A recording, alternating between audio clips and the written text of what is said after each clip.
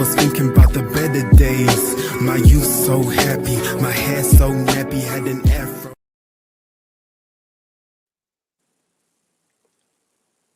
Good evening, good evening, good evening. Welcome along to the Arsenal 101 watch along of the Carabao Cup semi-final second leg, coming to you live from the Emirates Stadium, North London. Arsenal at home to Chelsea. I'll take that off the screen so you can see. It's me! How you doing, everybody? Hope you're well. Pretty excited about this one because obviously if we should get through this, fingers crossed, it does mean that we're into the final at Wembley. First final of the year, hopefully the first of many in 2026. It does set a catalyst as well, because if we get to this final, we will be en route to what could be a magnificent year, which we all hope culminates with the Premier League, of course. I don't know about you guys, but I'll take the Premier League as the minimum. I would take the Champions League over the Premier League. But certainly, bare minimum, the Premier League. Let's get that banner from the weekend off. Although it was nice to have had it. How you doing, Apollo? Hope you're well in the background. Well, I say I hope you're well. I know that you aren't as well as you would like to be. But thank you for setting the stream up for me. I will be joined later on, I believe, sometime around halftime by Coach Gary. But yeah, guys, just in case you were once wondering, Apollo's not too well at the moment, a result of his long COVID, which affects his speech, and he's been told to basically not speak. So as a result, he's in the background. You can see his picture there, looking happy as always. Hopefully looking just as happy in an hour and a half when, as I said, if things go right, we will be going to Wembley, where the famous Arsenal, and we're off to Wembley. So thank you very much for putting the team up. So, interesting team, very interesting team. In goal, Kepa. I wouldn't have been surprised if I saw Raya, bearing in mind the importance of this game. I thought Raya would be given the nod, but Kepa, I'm not too disappointed by. Keeping him, having game time. He has played every game in this competition. So, yeah, I think it's a fair thing for him to stay in goal, but at the same time, I wouldn't have been displeased if we started Raya, because he, to me, is just a better keeper. Timber, Saliba, Gabriel, the absolute best three players in their respective positions. I have seen some talk about Reece James, but no, sorry. Best three players in those three respective positions: Timber, Saliba, Gabriel. Unfortunately, no Calafiori today, so Nketiah is in place. And we know how much of a defensive rock he is. Probably not as offensively gifted as Calafiori, but he comes in and he does a job, and he does a job well. Midfield of Rice, Zubimendi, and Eze. Now, there's an interesting change. So in the weekend, we saw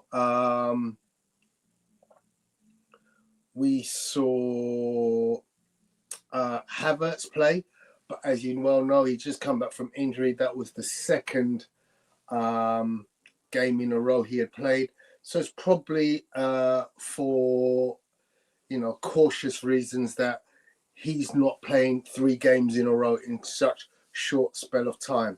So in comes Eberechi Eze, which I'm pleased with. I'm sure a lot of people are pleased to see him get the nod ahead of Martin Odegaard, which kind of does say something about the manager's thinking. He's prepared to drop Martin Odegaard, which some people at some point were saying, there's no way Odegaard's got the pictures. The manager loves him so much, he's not dropping him. Well, here we have it, guys. Semi-final of the Cup, and Odegaard is on the bench. Up front, Madueke came in for Saka at the weekend and had a brace of assists. So he continues in that spot. Martinelli on the left and Gyökeres up front, which I'm pleased about because I think, he's a very difficult player for Chelsea to defend and makes a hell of a difference to the way that we defend as a team. I've just seen the teams in the tunnel and I see quite significantly that Cole Palmer is in a jacket, not in his kit, which obviously indicates he's on the bench as opposed to starting the game. So I'm going to see if I can just get that team sheet for Chelsea quickly.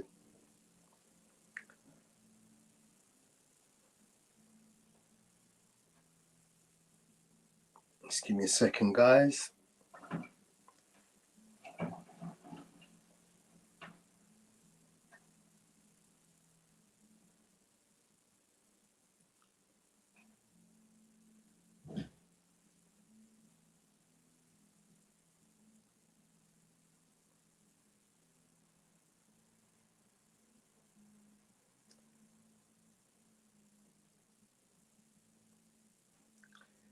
If you hear a guitar in the background, guys, and it's too loud, give me a shout. My son-in-law is in his room practicing guitar. At the moment, I don't think it's significantly loud, but it can get quite loud. So if it does, just let me know and I'll give him a knock. Just trying to see if I could find a Chelsea team, but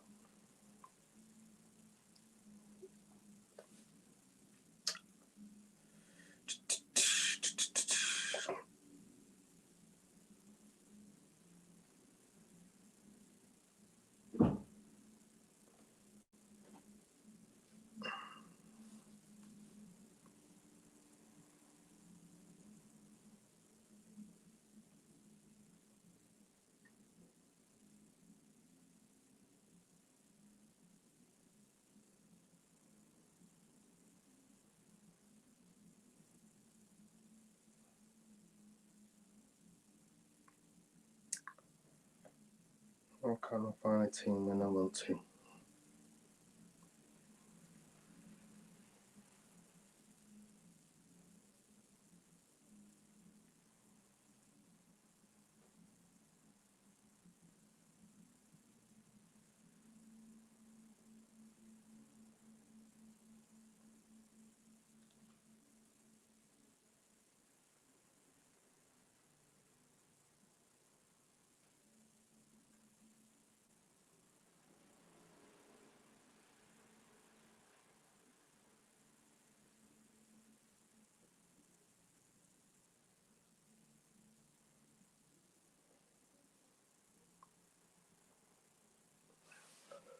So no, I can't see. I can see a potential lineup, but it's not confirmed. Okay, it's coming up on the screen anyway, so I'll probably take a. Let's see.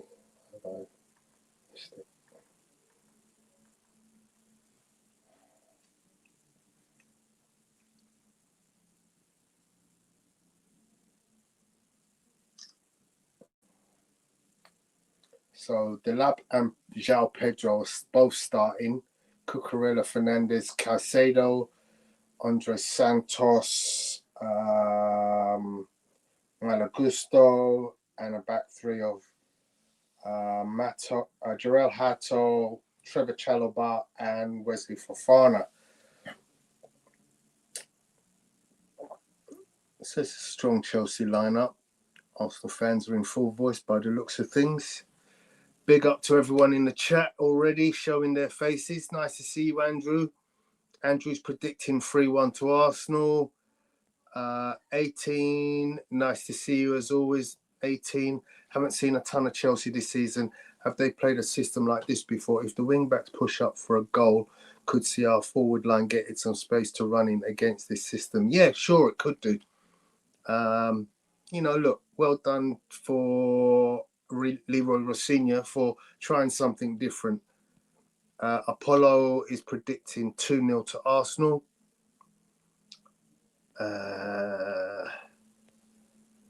So Zubimendi just kicked off, straight back to Kepa, goes out towards Gyökeres headed out of play by Chelsea, throw into Arsenal, which Timber will take down the right-hand side.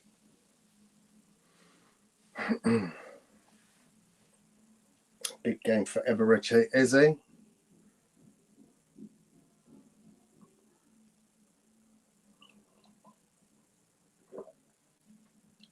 Declan Rice looking upfield, can't see anything immediately.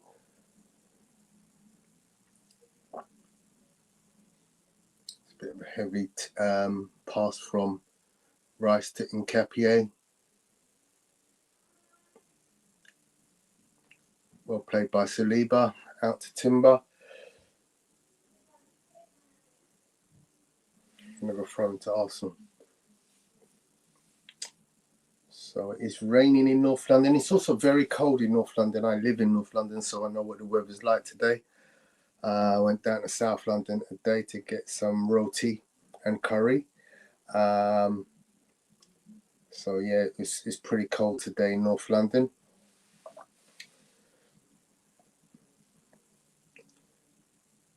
So Chelsea have a heavy press with a lot of players in the Arsenal half. Arsenal now for the first time look like they're going to get it forward, yeah. For the first time managed to get some possession over in the Chelsea half.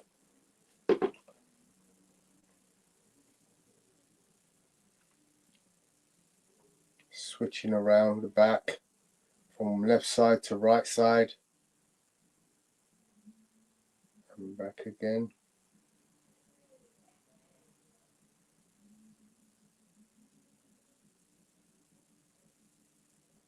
Look forward, Eze. So Eze gets the ball, goes backwards in terms of running with the ball. You know, I just want him to go on the half turn, you know, look up, get on the half turn, see if he can exploit a bit of space, which I think he could have done in that first option. But obviously, early in the match, you don't want to do anything silly. So he played it safe. But as this game develops, I'm looking for him to make more of those moves on the half turn, which I know he's capable of because that was what he was famous for at Palace, you know. And then Kepa plays it long, goes all the way to Sanchez in the other goal. So in that passage of play, which was all about 2 minutes, Arsenal passed it about 1 million times and didn't get anywhere in the Chelsea half. Chelsea go long, and they also play out of play, aiming for Delap with a long ball, which I don't think Delap's going to get much joy out of Nketiah because he's a physical beast.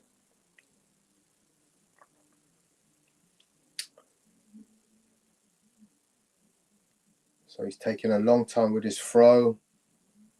Finally goes back to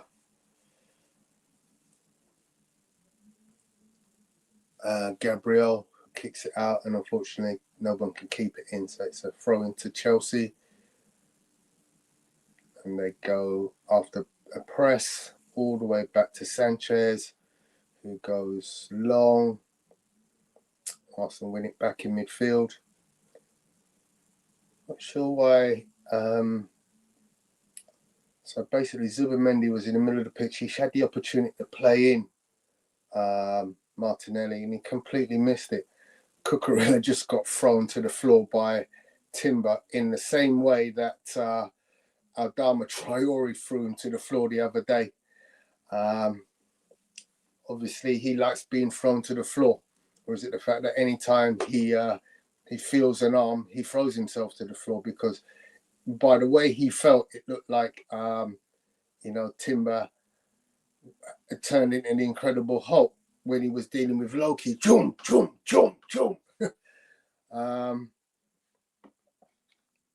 So Cam says Madueke played well the other day. Big game for Eze. Got some pacey boys up top to aim at. Yeah. Oh, nice turn, Martinelli. Make a space, Eze. Madueke. Well played, Timber.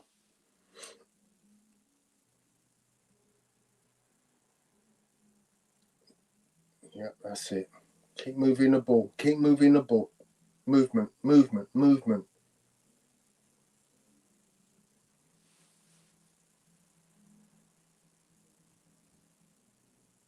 Travel. That's it. Well done, Saliba. I think silly Zubi. Cool, we'll take that all day.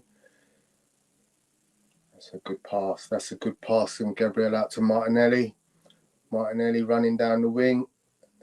Overlap came in from Nketiah. Arsenal get back possession.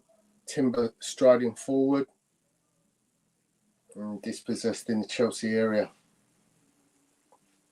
Slide! Oh.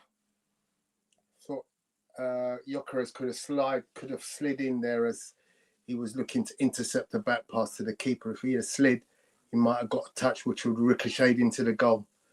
Now the referee's having a word with Timber. Was it over the throwing of Cucurella? Possibly.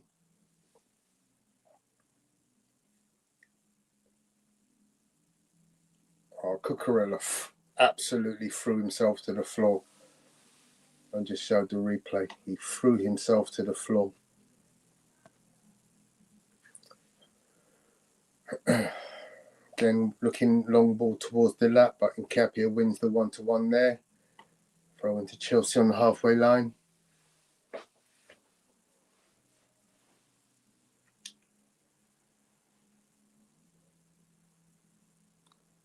Chelsea sneaked a little opportunity there, felt that the lap just got ahead of Nketiah, but the shot was off target.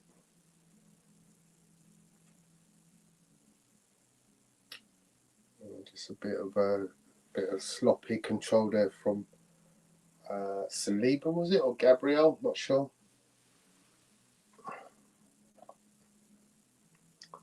So far, we've seen nothing from the boys up top because the ball hasn't been played anywhere near them. I mean, Martinelli's had a little run, but nothing from Eze, who's on the box now. But he's way too deep. Way too deep. Get yourself up the pitch, lad. Right. I mean, Chelsea at the moment, they're back 1, 2, 3, 4, 5 are on the halfway line. You've got to put an early ball in over the top. And Martinelli on that up there, you know, take advantage. None of them players in that back five can catch Martinelli if he's running flat out. Great ball from Gabriel to Eze, who caught it well, took it well, played it to Zubimendi, Zubi to Nketiah, back to Zubi. Now Arsenal trying to find their way through. They played it all the way back to Kepa. Why? Come on, boys. Let's start engaging with this midfield further up the pitch. There we go. There's a good pass. Martinelli played it straight out of play. Throw into Chelsea.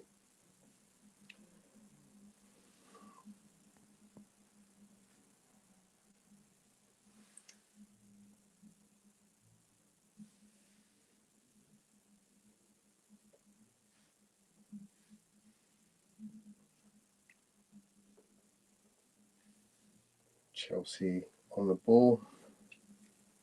Nothing looks easy for them. Arsenal in a good shape. Caicedo. Fofana.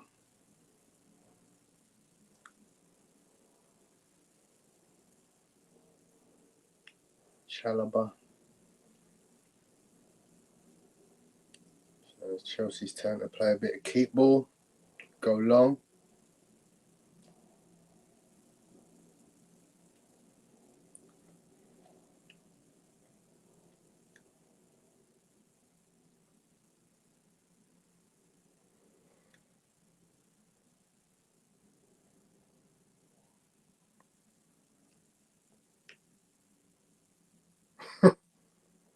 Cucurella is getting a right beating at the moment. He just got knocked over heavily by Madueke. No foul given.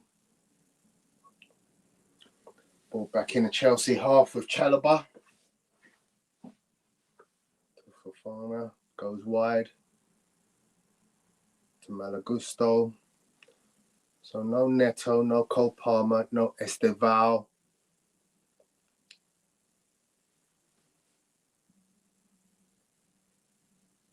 Let him go. Let him go, Saliba. Just stand him up. There's no need. Way too aggressive in that part of the pitch. He literally backed into João Pedro, who was going nowhere but backwards. Couldn't see a pass. But Saliba insisted on holding him round the waist. And didn't need to do that. Just keep your body to him.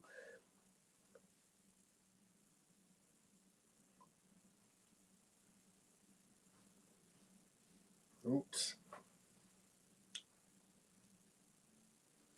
Sanchez goes long, looking for Delap. Gabriel wins that all day, every day. Delap fouls Gabriel in the process. Declan Rice. Out to Timber.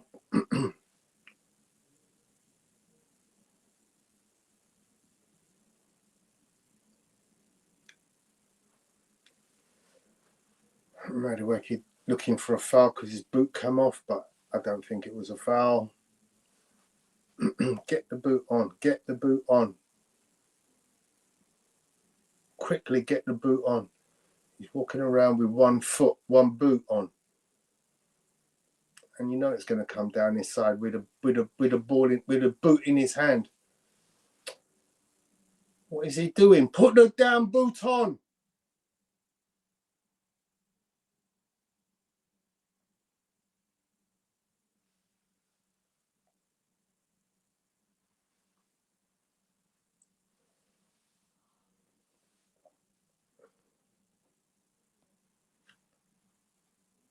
Apollo says if we score first, it's over, which would mean the floor score would be 4-2.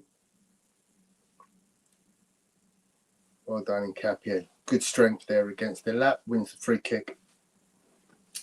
Delap knocked it and tried to run past him, but Nkapie kept himself between the ball and the player.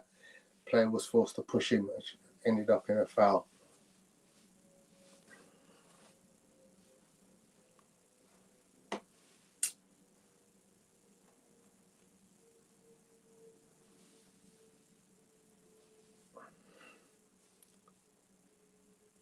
I'm just showing Leroy Rossini on the side, getting absolutely soaked.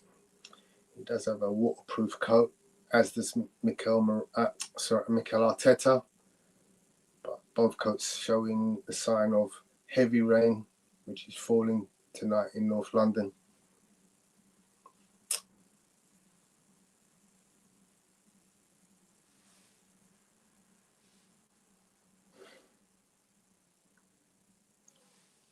So Arsenal doing a usual build-up from the back, trying to suck Chelsea into something, but not getting very far, if I'm being totally honest. A lot of possession, but going nowhere. There's a bit of injected pace in the ball. But again, not getting very far, so the ball is back in the area.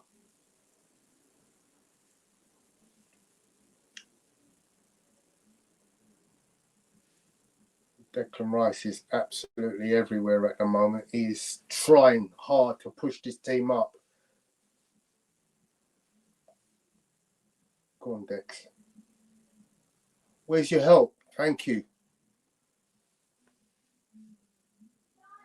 It took Declan Rice to have to beg for someone to come closer to him, which Zubimendi did. So obviously, if Deck drops, then Zubimendi has to get further upfield to give him an outlet ball.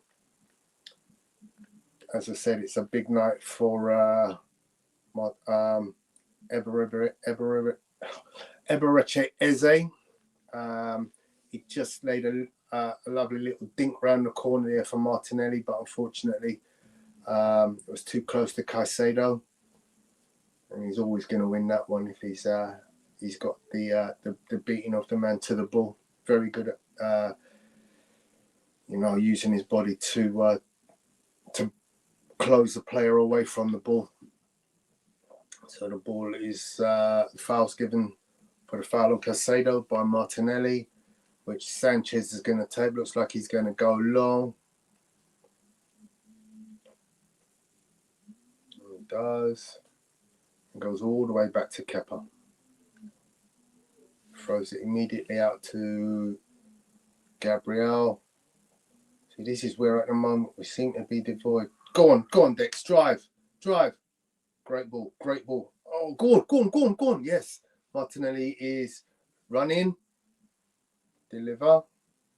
He's passed it to Nkapie. Nkapie brings it back. Nkapie to Rice. Rice to Saliba. Saliba to Timber. Coming down the other side now. Madueke up against Cucurella. He drives. Gone towards the area, and guess what? It's a corner. Corner. Yeah. So, as per, we see Madueke driving. He's now rousing the crowd. Rousing the crowd, getting them pumped up. So we got Nkapie, Timber, Saliba, Gabriel. Looks like Chelsea are sending loads of players out to the halfway line. So Arsenal have had to effectively send players back to defend.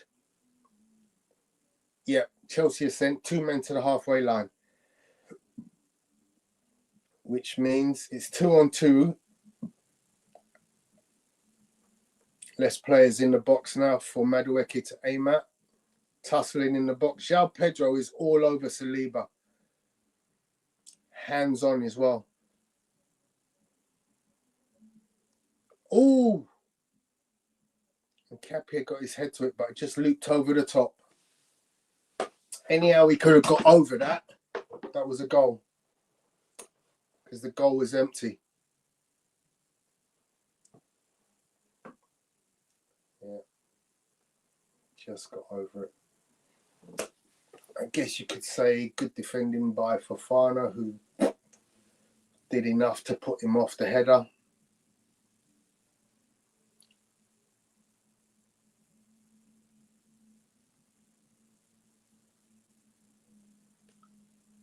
What's going on? Oh, we got another corner. Oh, this time it looked like Gabriel.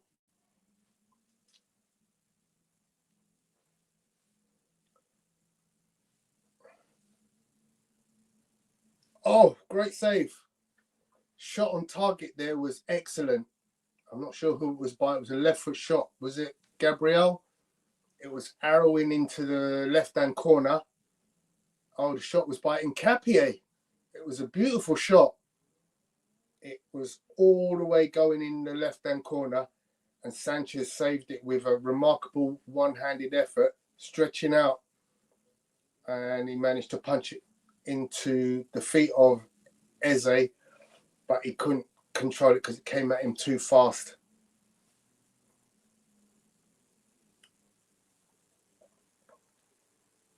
Good hold-up play from Gyökeres.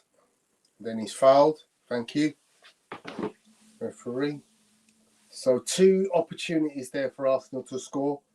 One fell to Nkapie, brought out a great save from Sanchez.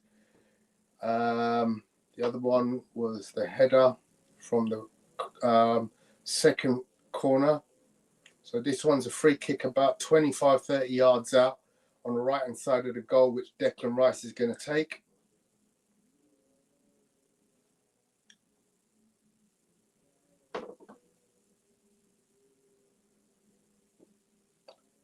So Cam thought he might have seen a handball. Obviously nobody else did.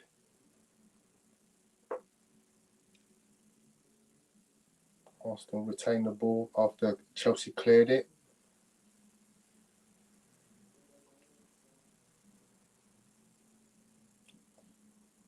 Go wide again. Come back. Yeah.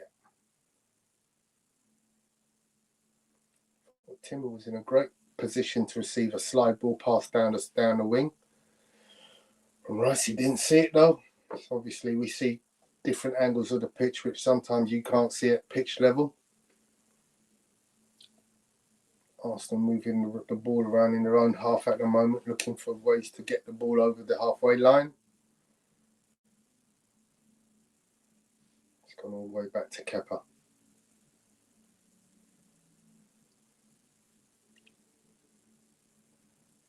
So once again, Declan Rice has had to run back into a position where he can receive the ball and now try to orchestrate something. But he's just sitting and waiting. He's been there 5 seconds, 6 seconds, so just waiting for something to happen. And what does he do? End up passing it back to Kepa, who goes long. It's like, you're in. Martinelli over the top. Oh! So Martinelli was played in brilliantly by an over-the-top ball from Kepa. He managed to retrieve the ball and then looks like he's playing it back into the area towards... Yeah, so Martinelli was in his own half. Kepa saw that he was going to be the last man, played him in perfectly. He delivers the ball, but it misses both Nketiah and Eze with the cutback. But it was a brilliant ball. And I know Gary and I were talking about that kind of ball being played more often.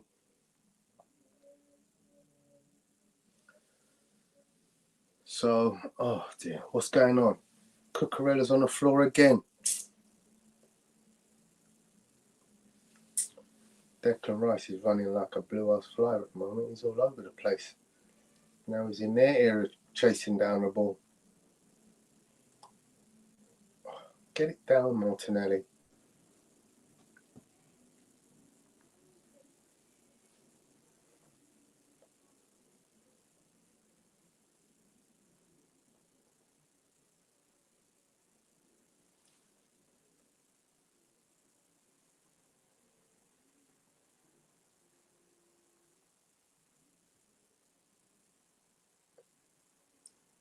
Oh, what is that, ref? So he's blown a foul against Saliba in Chelsea's half.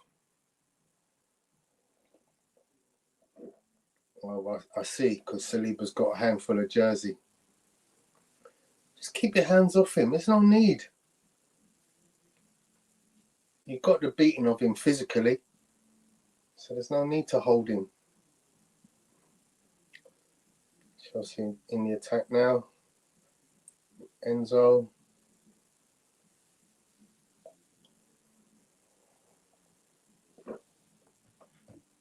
Swaps all the way to Delap on the right wing. Back to Fofana. Chelsea now looking to see what they can do to get a breakthrough.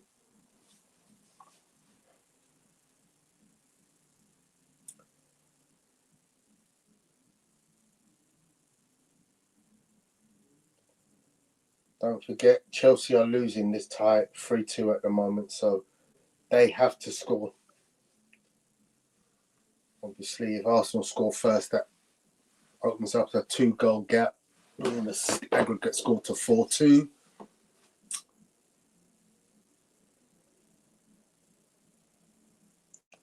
So Cam says Liam Rosenior is copying and pasting the tactics of Maresca. Oh.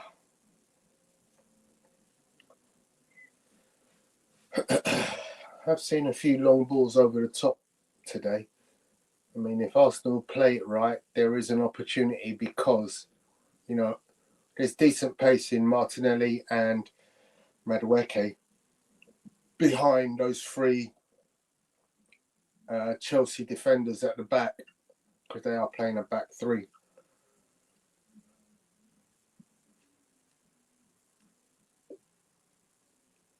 Oh, well played, Deck.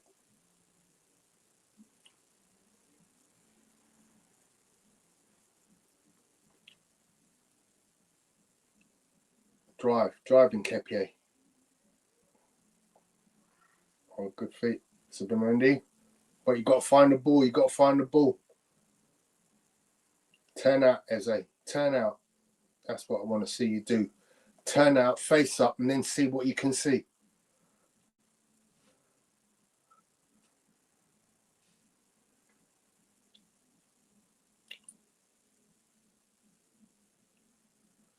It doesn't matter, okay? Run across decks. There you go.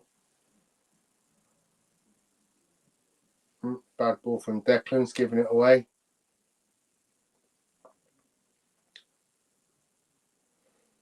Macedo to Fernandez. They go wide to Malagusto. He's going nowhere with Nkapie in front of him. Come back central.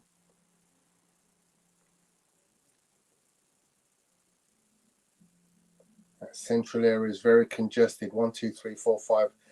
5 Arsenal players in that central area, not giving anything. They had to go wide.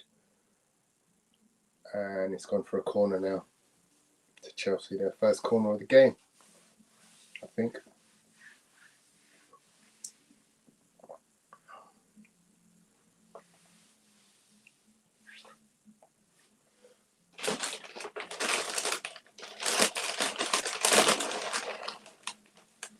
So this is where, as Gary and I would say at the weekend, send somebody up front.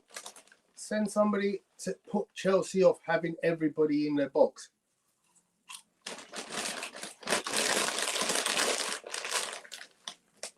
So all 11 of Arsenal players are in the box now.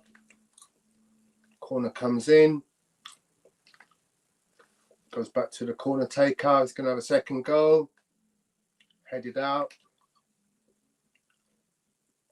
And the shot from Chalobah is well wide from about 30 yards.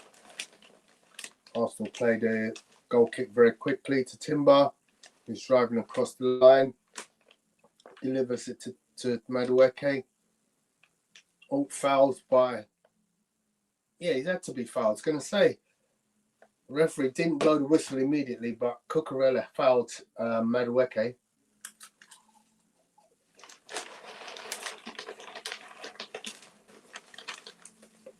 There's no way he didn't foul him. Kicked him in the thigh.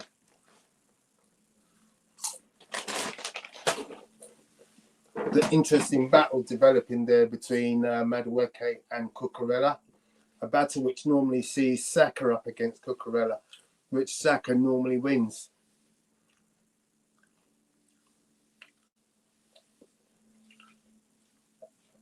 A lot of people see Cucurella as one of the best left backs in the country. Gets his share of goals. He's already scored against us this season. Tony, Mark Cucurella is doing what he does best, winding up opposition players and not getting any yellow cards while doing it. Fair comment. But yeah, as I said, he is still generally one of the better midfielders in the Premier League. I like the idea in Nkapie. He's trying to feed Declan Rice, but the ball wasn't accurate enough, intercepted by Chelsea.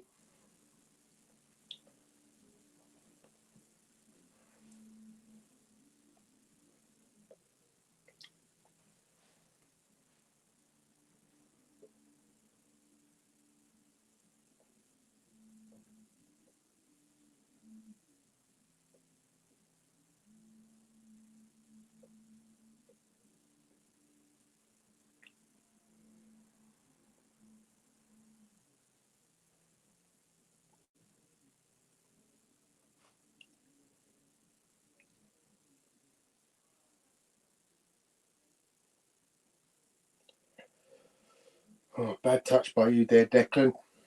Gave yourself a little bit too much to do. Just knocked it into the path of Andre Santos, who went on to retrieve the ball, then get fouled by Declan. So Chelsea back in possession. Half an hour of football played so far. Fairly even Stevens game. No chances developed really from any team other than a couple of headers from set pieces by Arsenal.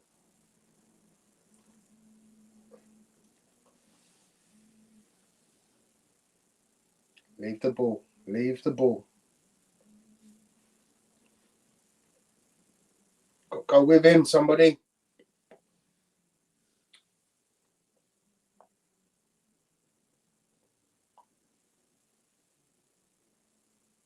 Foul. Thank you. Well done, Victor Gyökeres. Or was it Gabriel Martinelli? I think it was Gyökeres.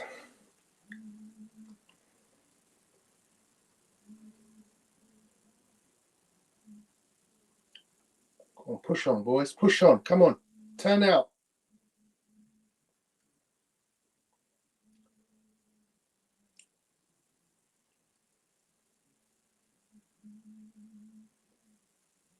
Driving Capier. Go on, Dex. Drive into that space.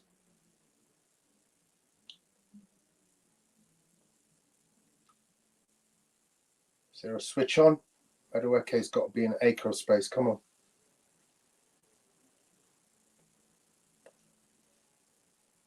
Drive. Well, Timbers found himself all the way in the left midfield spot.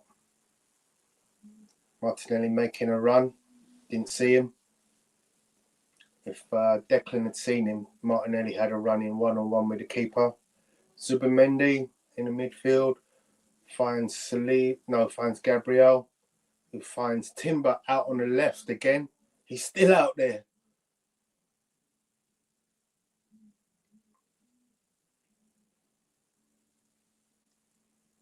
So Timber at the moment is playing centre midfield on like number 6.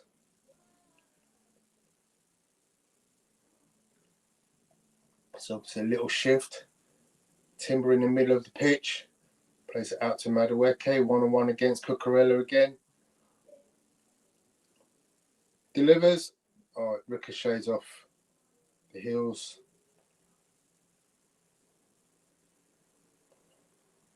That's never a Chelsea throw-in. Free kick. Falling over for fun, these guys.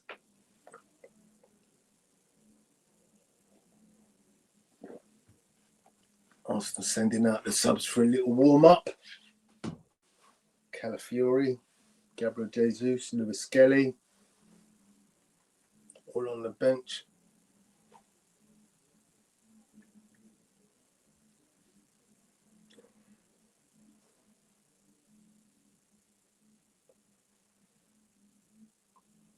Drive, Dex, drive. Ball over to top to Madueke. Great take.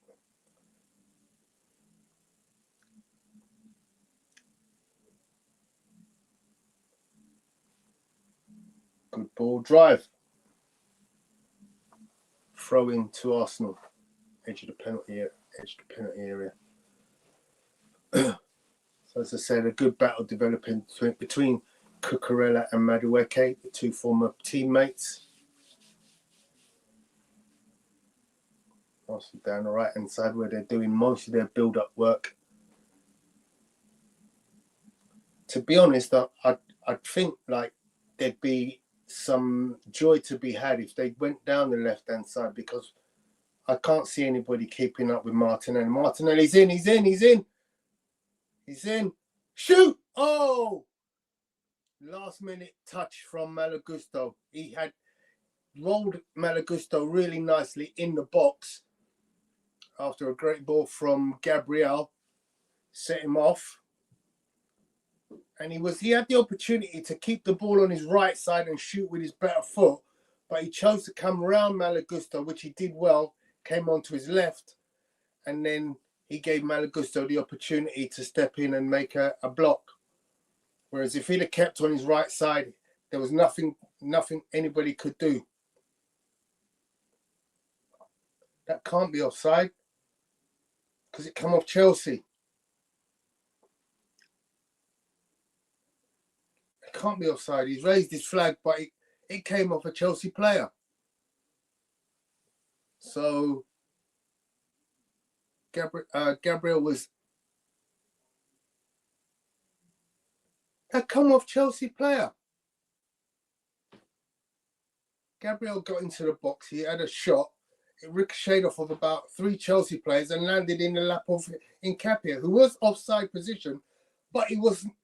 The ball didn't get passed to him by an Arsenal player.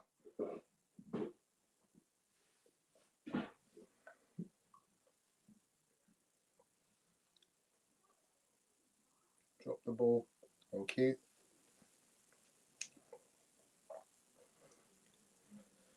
So notice the ball's at the feet of Gabriel, and immediately during Timber's run from his right back slot, it's gone straight in the middle of the midfield.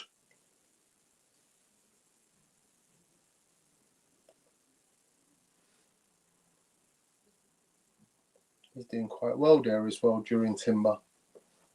Give, nice. Drive, drive, drive.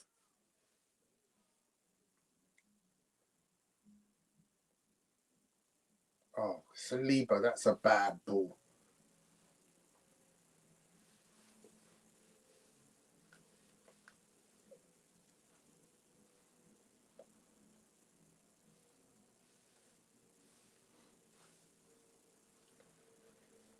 Saliba guilty of giving the ball away, which we've seen a few times in recent weeks. Totally unnecessarily as well.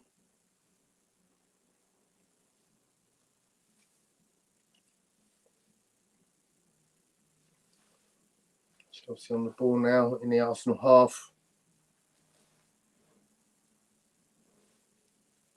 Arsenal defensive positioning looks good. 2 banks of 4.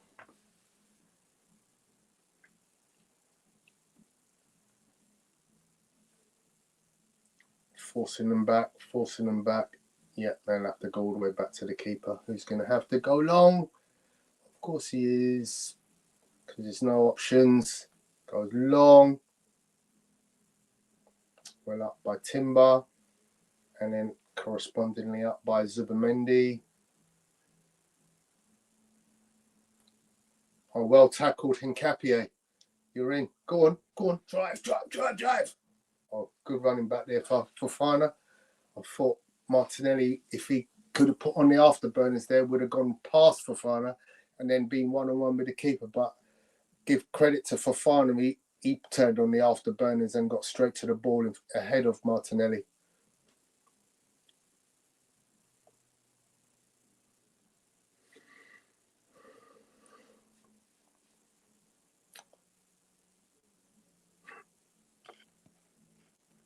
So Eze might be wearing number 10, but he ain't no 10, says Apollo. Yeah, he's not really setting the world on fire tonight. He's not really getting enough for the ball. He's not putting himself in a position to be dominant in that 10 position. You know, in that position, you've got to want to demand the ball. You want to be demanding it and creating stuff. And at the moment, he's a little bit passive, if you ask me. I like that word, passive. When players aren't putting themselves in a shop window, so to speak, to receive the ball and causing mayhem.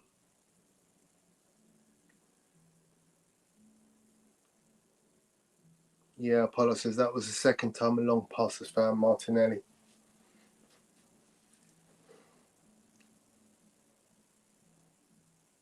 That's right, Andrew Cam. Eze has got to be receiving the ball in the pocket and turning.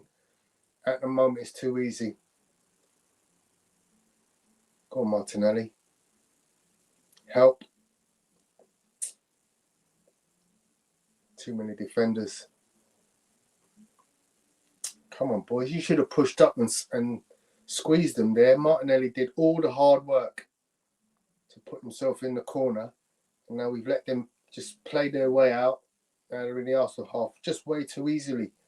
You know, when they're in that corner, if we all press as a group collectively, and then there's an offside against Chelsea. So free kick to Arsenal in our half. Is it? Or is that because there's 2 balls on the pitch?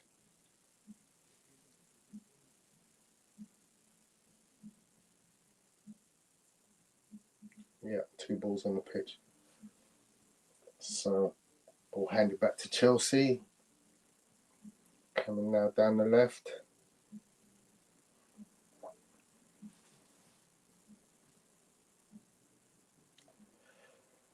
You know, we talk about service for Gyökeres, and as per usual, he's getting absolutely nothing. You know, he's not even getting across to have a look at. Yeah, this is very stagnant up front, if I'm being honest.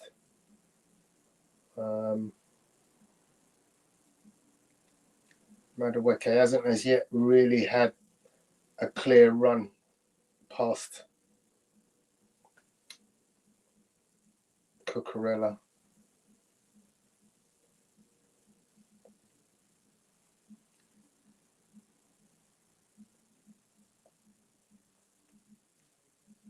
But conversely, Chelsea have so far had 0 opportunities. I don't think they've even had a shot, yet alone a shot on target. So easy night for Kepa at the moment. And now they've got a corner off of Saliba.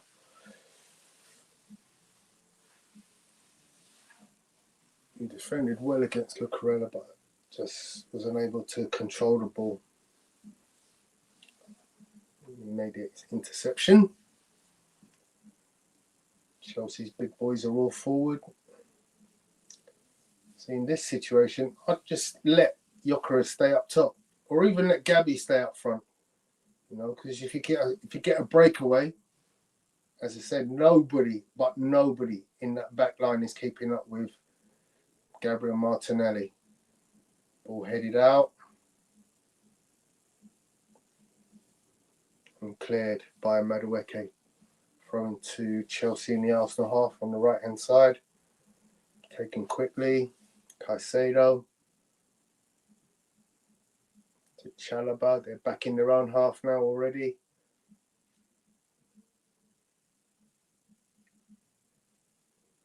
Go on, chase him.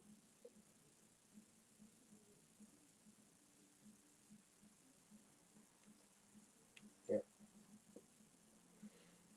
Well left there by Gabriel because he knew João Pedro was offside. Which he was, and even he knew it, so he left it as well. 42 minutes. Game that has been really a game about no opportunities created. It's almost as if both teams have said nothing silly.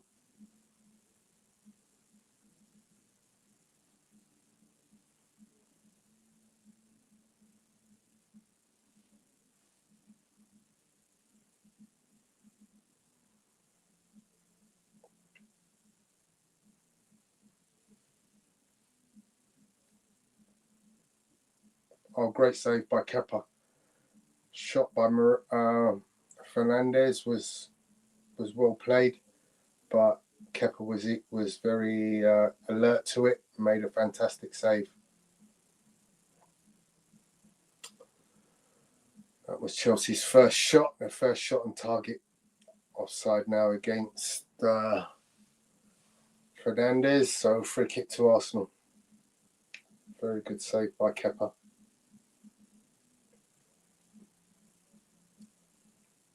Fernandes found himself with just way too much space there. One of the few times in the game that he's actually had that kind of space. So overall, it's been a good defensive job by Arsenal to keep Chelsea out. But it's just a little warning sign there that, you know, you have got to be on your mettle. Give it to Eze. There you go. Turn out, Eze. Come on. Drive. That's not the player you should have been playing that to. Foul on Timber in his midfield position by João Pedro.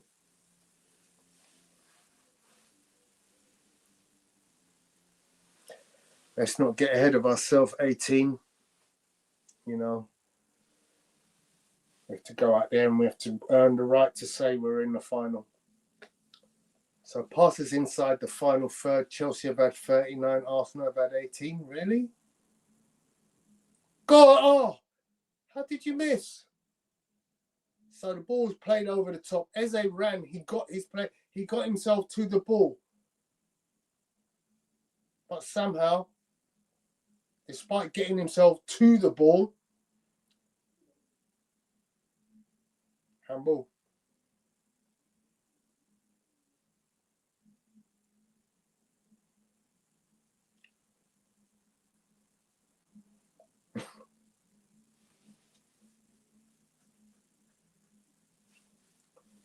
So somehow Eze got to the ball over the top. But then when it came to actually getting the shot off, he missed the ball completely. And all he had to do was loop it over the head of Sanchez.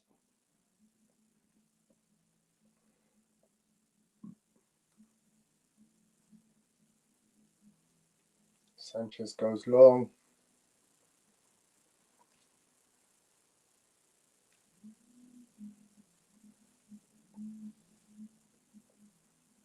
Closing there.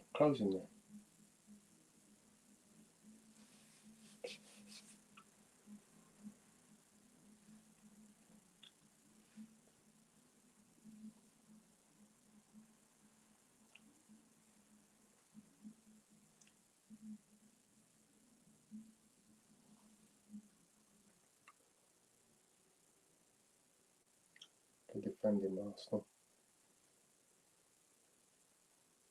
And that's half time. So 0-0 at half time. I think both keepers have had one decent save apiece. Sanchez had a great save from a shot by Nkapie, and Kepa's had a great save from a shot from Fernandes.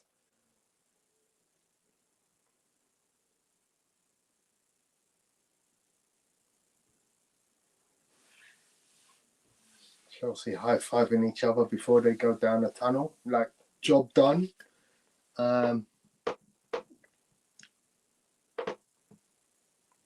So half-time, real lack of cohesion in attack from Arsenal. They are missing Saka and Odegaard badly. Gyökeres is not in the game at all. Only 3 touches for him so far. Yeah, I mean, as I said, he's feeding off for scraps. There's absolutely no delivery the ball to him at the moment from anyone in midfield. And somebody has got to change that this second half. You know, Odegaard is on the bench, I think. So, you know, Eze has got... I think he's going to get 10 minutes. You know, if he doesn't do anything in the first 10 minutes, because that first half, he's just too passive. He's a passenger in that team. He's literally just parading around the pitch and, you know, not demanding the ball, not getting into areas where he can receive the ball. Now, we might complain about Odegaard doing too much of that, picking up the ball off the goalkeeper, but he does it. Yeah, he does it. So he gets lots of touches. And yeah, he might be guilty of little short passes in. But what he's doing is engaging in getting the ball up and down. He's moving the ball side to side. Eze at the moment, too passive in his position. You're the number 10. You're meant to be creating. You're meant to be feeding the Yok. And so far, the Yok has seen absolutely zero. Anyone want to comment on that?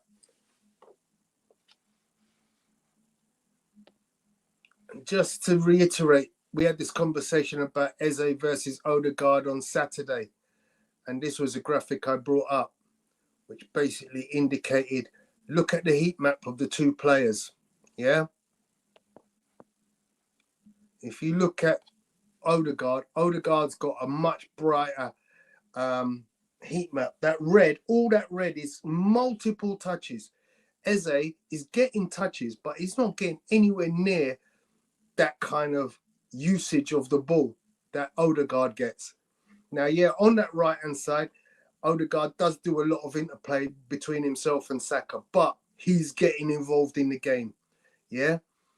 Eze, can he be passive as that map shows, where he's getting a lot of touches and they're all over the place, but he's not really doing anything dangerous with it, you know? Very interesting what people will say. I'll remove that graphic. Let's see what the comments say. Andy Roach says, unfortunately, fans assume players can replicate exact from wherever. D-Dub says, pretty drab first half, playing very non-risky football, which is great if it stays like that. I personally am not impressed, but we're halfway there. Yeah, I mean, as I say, guys, you know, look, passive play just doesn't help in this kind of situation because it leaves you on edge. Because you know, there's only one goal needed for this tie to be even again. You know, if we got a 2-goal start, then yeah, we can start being passive, but not when you're only 1 goal ahead and you're at home. You need to be pressing the action. Cranky, thank you as always for joining us. How are you, sir? I'm doing well. How are you doing? I'm unhappily happy. I'm making use of your phrase from the weekend. Yeah, it's an interesting game, but I think we're missing a trick in the game. So Chelsea, the reason why I hear you talking about Eze, it's not Eze, people. You guys are missing the game. First of all, he shouldn't be on the left. That's where Rice is. He needs to be more in the middle or on the right. He's too much on the left, so he's Do you clogging up not that think space. he has freedom to roam? No, he does, but he's used to playing on the left at Crystal Palace. He hasn't gotten onto that yet, even though he's that's half a season in. If that's where he puts himself. No, but let me get to the point though. Okay. So the way Chelsea defense is set up, the space between the three lines of defense is small. It's not huge, and that's why the space in behind is wide open all game. We got Eze in behind a while ago. We had Martel in behind before. Yeah. Goalkeeper is making a run. The ball is not coming. Rice has the ball a couple of times to play the ball over the top. He's holding on to the damn ball because he's not feel comfortable making those passes and turning the ball over. You got to take risk in football. Yeah. So if the ball is in behind, it's been behind all game. The ball has been behind. Yeah. So if you push it behind Tony, you know what they have to do? Stay deeper. So then Eze will have space between the second and first line of defense. If he push Cucurella, not even Cucurella, but the three back, Fafana and others back, if he push them back, then that space between the midfield and their defense is going to be wider, so Eze will have more room behind there. Right now, it's clogged up. They're just showing the Chelsea tactics where Chelsea had 11 players in the box, and just as we're about to take the corner, 3 of them run to the halfway line, which makes us have to pull players back. Very good tactics, if you ask me. Well, it is and it isn't. So here's why it may not be. So if you run 3 men off, who's marking the 3 men who were in the box you were marking? Yeah, no, you're right. But so it's a high risk stake. It's a high risk game, which is what you've then done is you force Arsenal to take 3 players. Yeah. Because you don't want to take that risk, but you could take the risk if you wanted to. But you don't want to take that risk, right? You're not gonna. No, you're not going to because you know if the ball gets out, then you're in trouble. Absolutely. I've seen Chelsea do it before. I've seen a few more coaches do it. Yeah. They run three wide actually. So they force you to spread your defense and have one-on-one in the middle. Yeah, but then if I have a Gabriel playing there, if I'm Arsenal, I don't mind. Gabriel has more room to maneuver. Because you take 2 men to mark him. But you know, people say Eze, and yes, Eze does run at one pace. Eze doesn't sprint to get open. He's also been shadowed a lot by Caicedo, which makes his task more difficult. But he's been like that all season, right? His first step to get off the line and clear his zone and clear the man, he doesn't do it as well as he should. And also what Eze does is this. Eze is not a Crystal Palace anymore. Eze will make a simple pass, not with the side of his foot, like the one he tried to get Martinelli with the outside of his foot. We have less control. So that ball he had to Martinelli should have been in and goal. He tried to use his outside of his foot to do it versus... So far, fewest touches in the game. Victor Gyökeres 3, Noni Madueke 14, Gabriel Martinelli 15, Eze 16. And I'm surprised Eze's had 16, if I'm being totally honest. But his touches, Tony, are in our half deep. They're ineffective touches. Totally. Because Zubimendi and Rice, they have to tell Eze stay up in between the lines and go over the top a couple of times so Chelsea stay deeper. Then Eze will have more room to maneuver. Because Caicedo is a difficult person to get around, right? Yeah. He's shattering a certain space. As Roy Keane would say, that's your job. He has to find a way to find himself into some kind of space. And ultimately, as a midfielder, that's the skill of being a midfielder. I've played midfield, and that's my job. My job is to find myself pockets of space where defenders can see me. So I'm gonna blame people. I'm gonna blame Zubimendi and Rice also. When does Rice and Zubimendi drop a shoulder to elude a man to then create mismatches going forward? If I drop my shoulder and Tony's marking me, Tony's out of the play. Now Caicedo or Fernandez got to come tackle me. Then Eze has more room. If you just have the man in front of you, then the gaps get closed down. You don't have enough space to pass the ball into him. There are different elements of the game which people are not looking at, which informs what happens with other players. I get what you're saying in relation to Rice and Zubimendi. Yeah, they're not like a Thomas Partey who used to do that exact same thing. Drop a shoulder to create a movement that creates an opening. Yes. But you know what? If you haven't got a player like that in your 6th position or 8th position, you're going to have to, as the 10, find a way to create an opening for yourself. Yeah, I mean, we all agree he has to do more, Tony. I think that his movement to me is his problem. His style of play and his movements, meaning he's very methodical in how he runs. It's slow. It's cool. Yeah. There's no vigor to it. Yeah. There's no robustness. There's no vigor to it. There's no, you know what?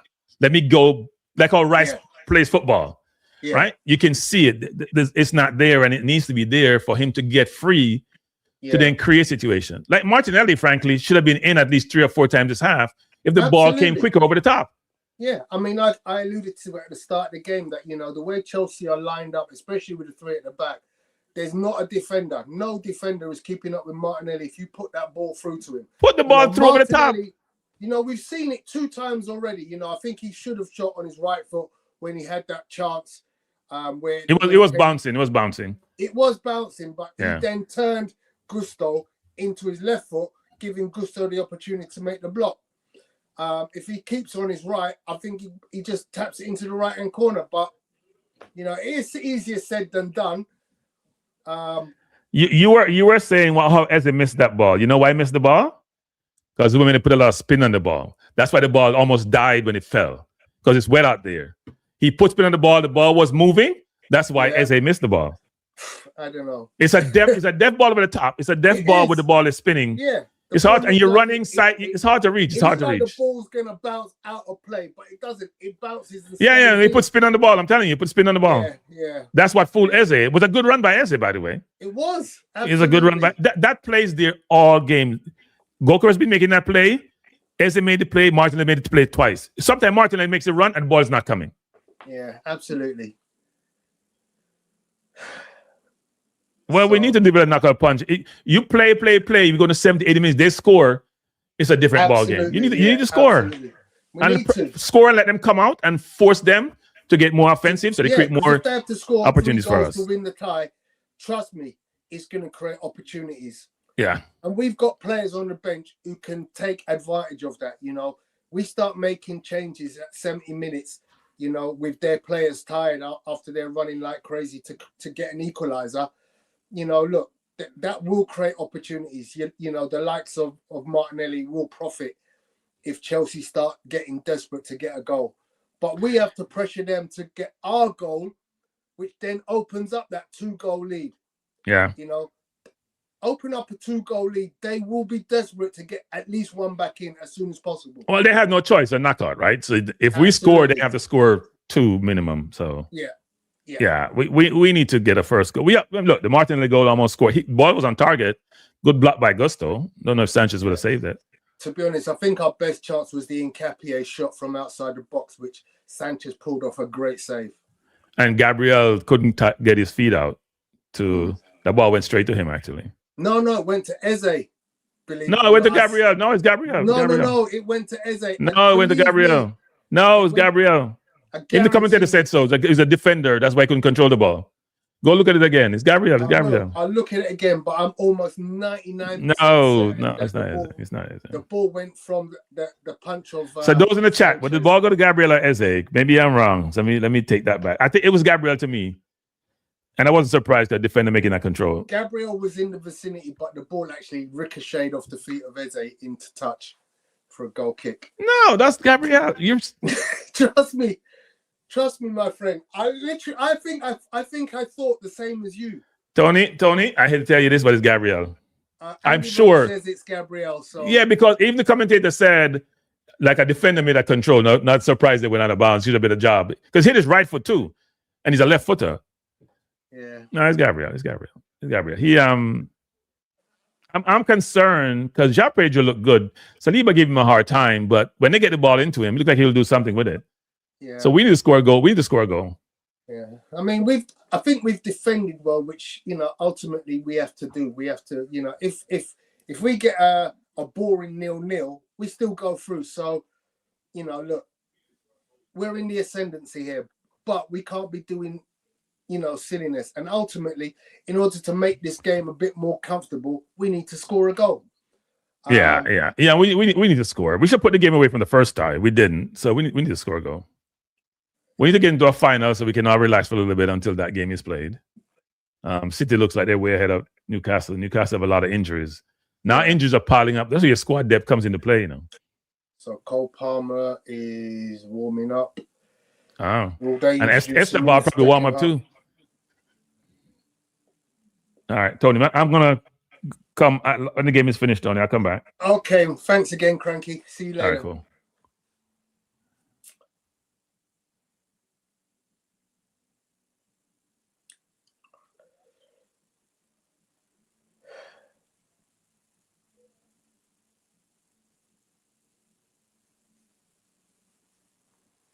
So I must be getting a little bit nervy in the stadium right now in the precarious position which we are. Although we are ahead. Yeah, see you later, D-Dubs. Although we are still ahead in the tie, you know, with a 1-goal lead, it is only a 1-goal lead. And therefore, you know, people do get a little bit nervous about that because it just takes one. You know, it could be a shot that ricochets off our defender's bum and ends up, you know, going into our own goal. So at this stage, yeah, we just want to get that goal that would make the game a little bit more safe. So it looks like Chelsea have made no changes at halftime. They come out first.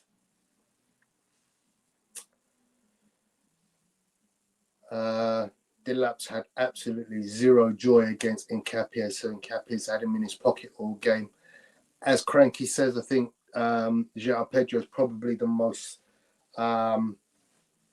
likely to score player on Chelsea's team. And here come the Arsenal boys.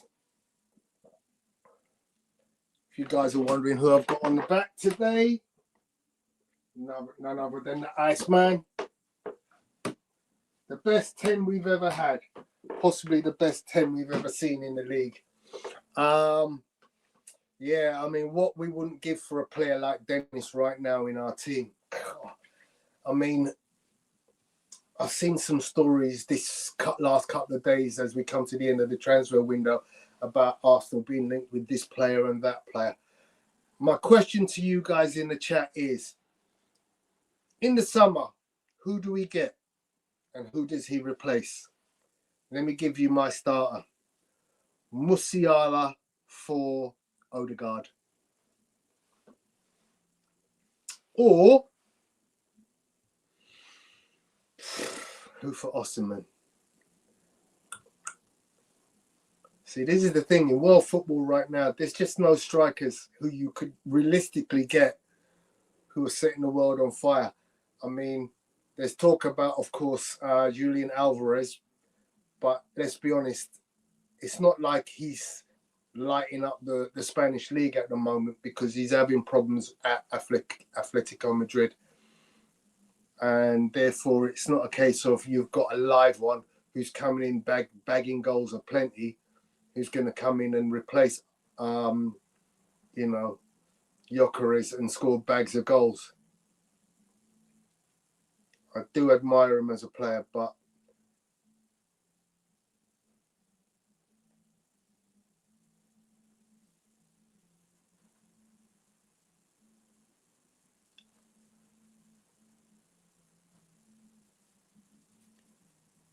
so straight away from the action, Chelsea win a corner, deflected shot from João Pedro, which Kepa was unable to keep out. It went well wide, but it dribbled across the line before Kepa could get his hands on it. So once again, all the Arsenal players are there. Chelsea have a player for a short. Fernandes to take.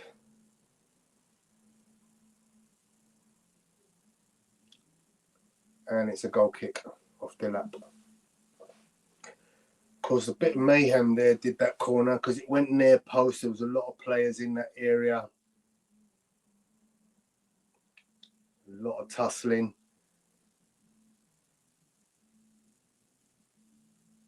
In fact, João Pedro pushed over Saliba. Kepa was a bit in no man's land.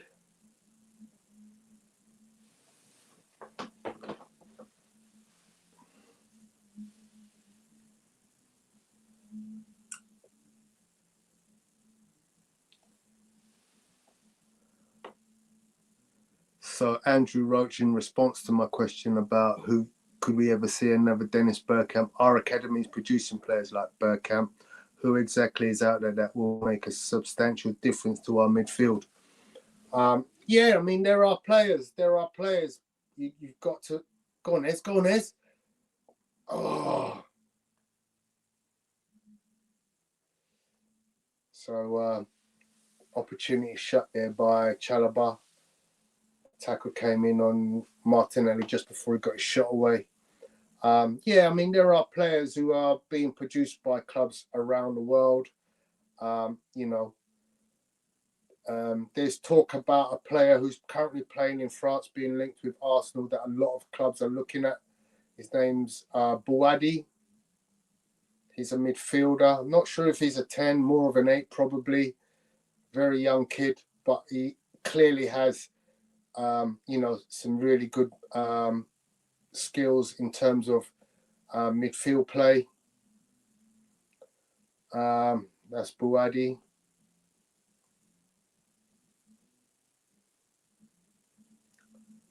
Go on, Mads.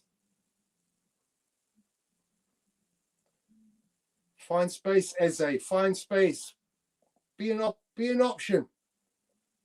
Come out, Ez. Give it him. There we go. See? That's what you need to do, Ez. Madueke against Cucurella. Delivers. Oh! I think he overhit the cross and it ended up going out straight out of play. He did the right thing, but the cross was just too hard. And unfortunately, no threat to the goal. Chelsea warming up Esteval, which I can see them making because he will make an absolute instant change to their attack and will absolutely cause mayhem for Nketiah if he comes on, because he's got very fast feet, and it's players like Esteval ultimately that you look at and you go on, Gyökeres. Unlucky. Gyökeres did the right thing there. He put himself on the last man. The long ball went in. He got there first, tried to deliver, and got a throw in. Arsenal pressing now. Give it him. Go on. There you go. Switch. Early switch. Go on. Drive. Give it to Declan. See, this is what does me in. The defenders have to give the ball to the midfielders and say, go on, you create something. You drive with the ball. Go on the half turn and create something. Long ball goes now towards Martinelli. And Nketiah's up there with him. Pressure.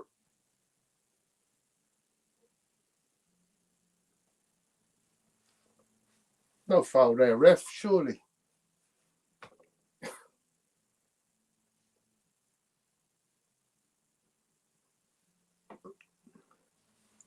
Grassroots parents and a lot of academies who think that kids are overlooked. Yeah, professional sport is very hard and nearly everybody fails. Nothing silly, Zubi. Good. Give it early. Lovely. Drive, Saliba.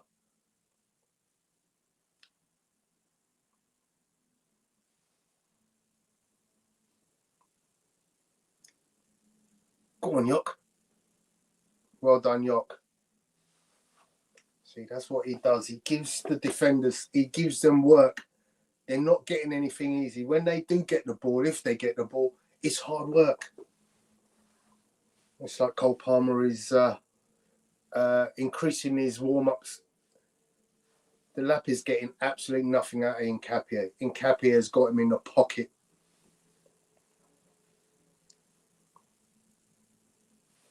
Goes long again.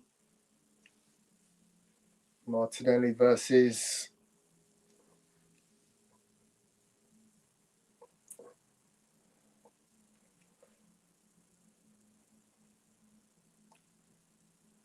There's a foul there, ref, surely.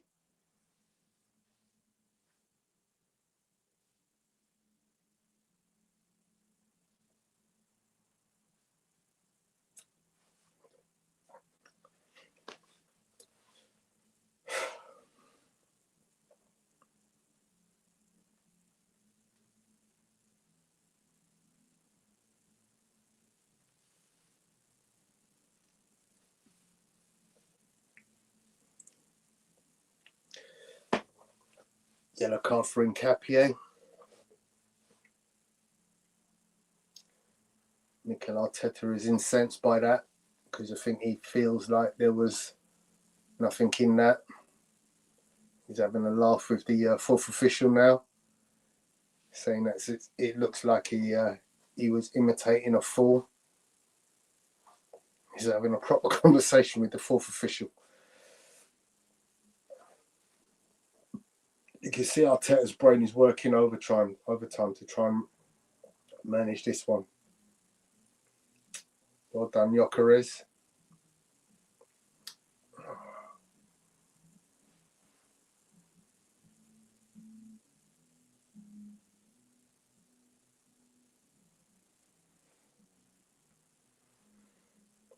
Gyökeres is putting in a bit of a shift today. I don't know if anybody's noticing it, but he is getting himself about and just making it difficult for the Chelsea defenders.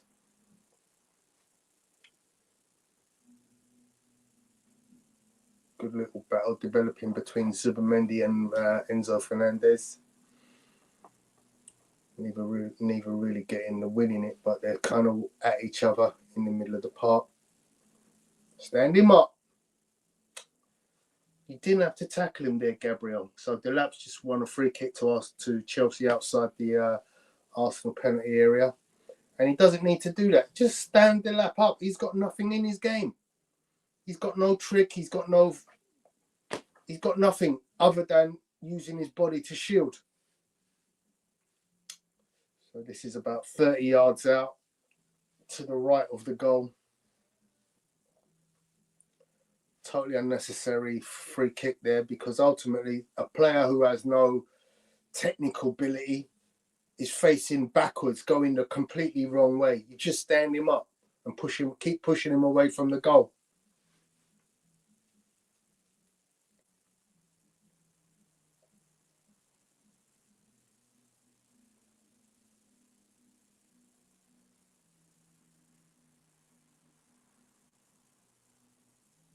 Well out by Nkapie and good block by Eze. Go on, Mads. Go on, Mads. That's a foul. Yellow card for Delap. 100%. Must be, of course. Foul by Delap on Madueke gets him a yellow card.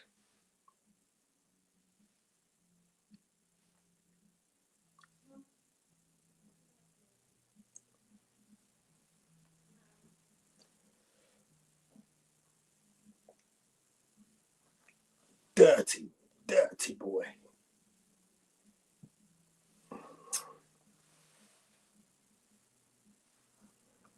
Come on, Ars, let's get that goal.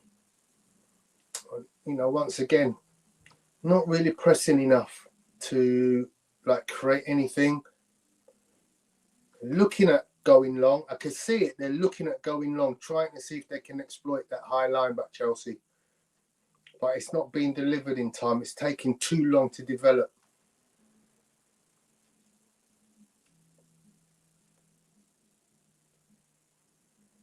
Turn out, Dex.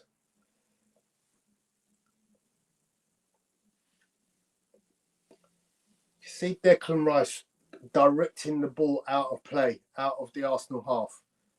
Madueke against Cucurella again, taking him to the line, comes inside.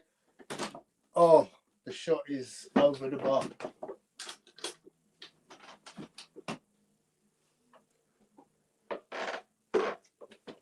No, the shot is not over the bar. It's just into the hands of Sanchez, so it's actually not a good shot, but it's an opportunity.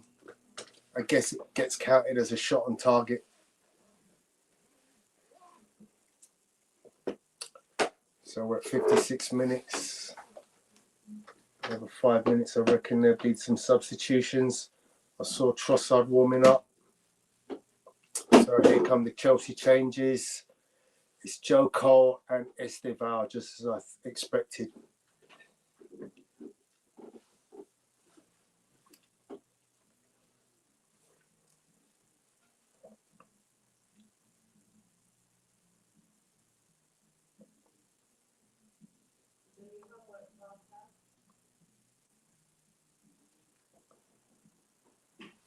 It's a very stop-start game, a lot of fouls.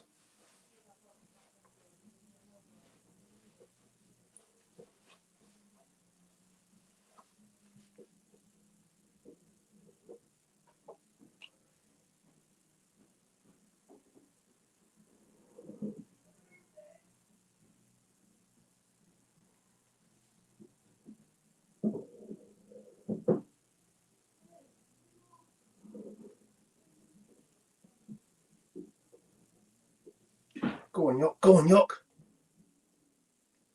Good defending. Good defending, Chalaba.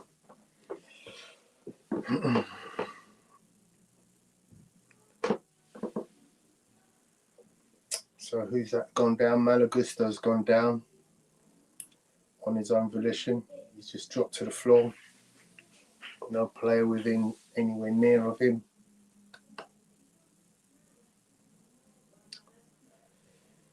So ladies and gents, I'm going to take a comfort break very quickly. I shall see you.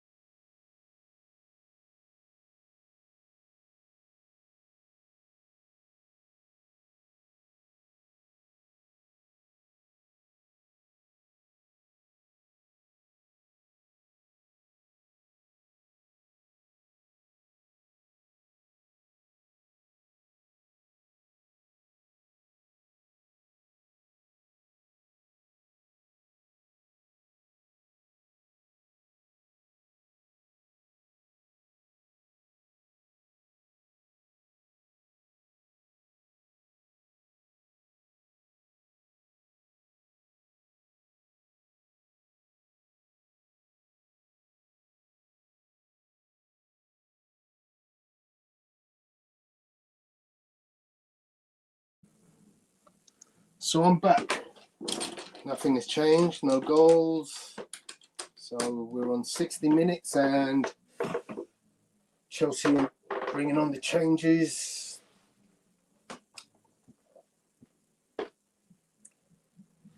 So Esteval replaces Gusto and Cole Palmer replaces, was it Badiashile? No, Delap.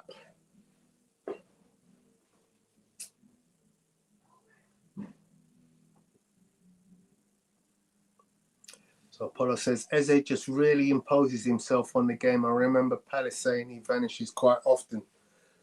Yeah, I mean, this is a game where, you know, if he really wants to show his quality, this is the kind of game that you need to demand the ball. You know, Odegaard comes on, he's demanding the ball. You know, he maybe demands it in the wrong part of the pitch, but he is demanding of the ball. At 60 minutes, I probably imagine Arsenal waiting another 10 minutes before they start making changes themselves. Handball, surely. Well done by Gyökeres. Too much there, Madueke. Tried to take on 4 players unnecessarily.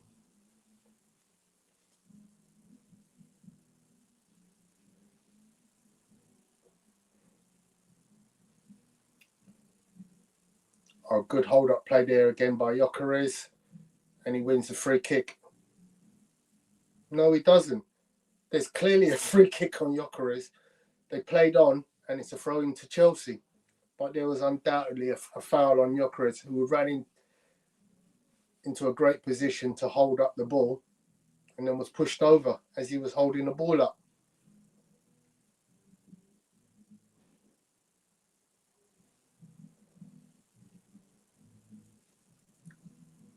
Arsenal, like they've just started it, pressing a little bit harder, a little bit higher.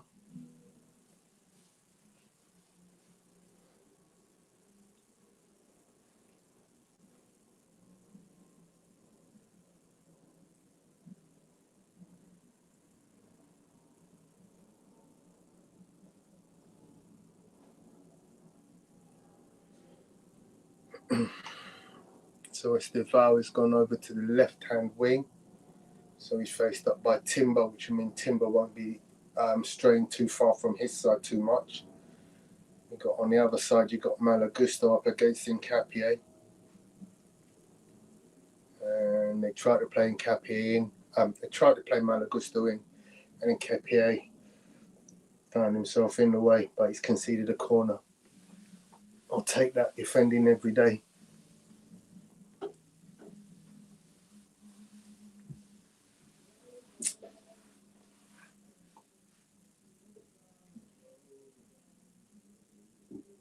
So corners, Chelsea's 4th to Arsenal 2 corners. Chelsea done a good job of stifling Arsenal winning corners. By this time in the game on the weekend, we'd probably had about 8 corners.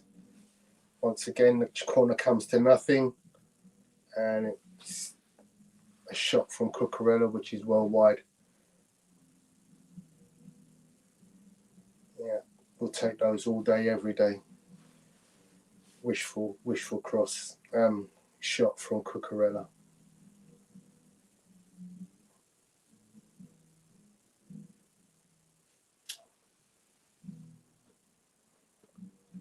So at least a minute behind, apparently. Well, I'm watching on ITV, so there's nothing I can do about that, Andy. Oh, well done. Gyökeres again wins a header in from a long ball from Kepa. He's just getting himself about the defenders, making sure they don't have it easy. You know, the difference is if you bring Jesus on, those defenders don't have to do half as much work. As good a player as Jesus, he's just too small against the big boys at the back.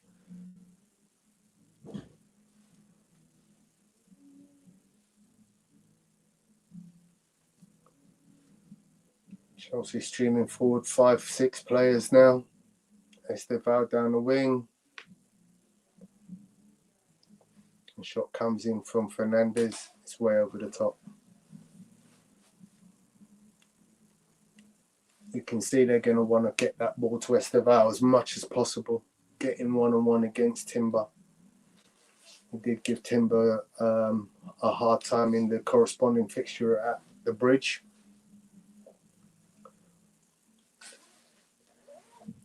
If I'm being honest, Chelsea look like they're in the ascendancy a little bit. Arsenal just defending a little bit too much.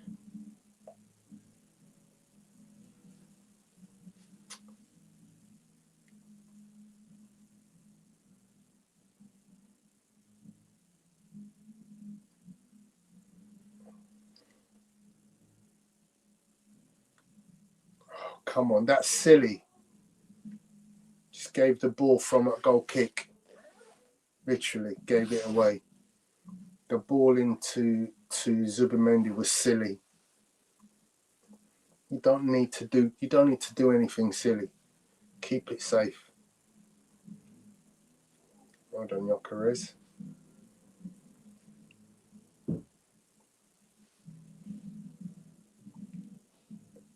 Arsenal seem to lack any kind of out ball now. They're literally struggling to get out their own third. The ball's with Gabriel in the penalty area, and he's got nothing on. He's got nothing on. And then he plays it straight to Cucurella. It's silly. It's silly.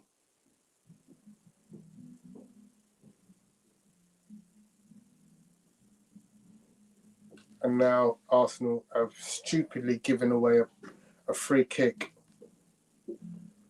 Stupidly. There was no need. The ball's nowhere near him. You don't need to put your hand on him. Have they given away the free kick? No. Okay, so we got away with that one. That could have been a free kick. Gabriel put his arm on João Pedro's shoulder, and he didn't need to. And João Pedro obviously just fell over like a sack of potatoes. So Kai Havertz is stripped off and ready to come on. That's the end of Eze's night. For me. Gyökeres delivers. You're in. Shoot. Shoot! Oh. Not there.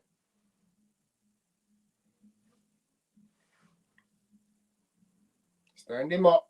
That's it. So I don't know when the last time Arsenal had a shot, but it's a long, long time ago in the first half. Oh, that's a foul. That's a yellow. Is it? Somebody's getting a yellow card. Who's getting a yellow card? Gusto for falling over.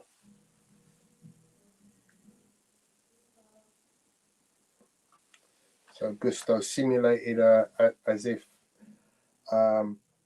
Nketiah had done him. He was nowhere near him, so he gets a yellow card for simulation. Nketiah has had a very good game, bearing in mind, he's had a fair few players. So it's not the end of Eze, because Havertz is taking the position of Gyökeres. Gyökeres is coming off and Havertz comes on. So it does offer something different.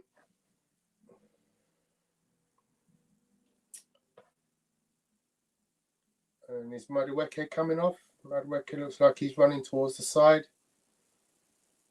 We see Trossard, is it? Yeah, so Trossard comes on for Madueke. So it's Trossard and Martinelli and Havertz up top now. So let's see. I mean, obviously, they needed to do something offensively to change things about. So he's made the changes. Let's see how this works. Once again, I have to reiterate, guys, Eze is being a little bit too passive tonight. He does need to do something different. Straight away, the ball played in towards Havertz. Trossard on the ball now on the left.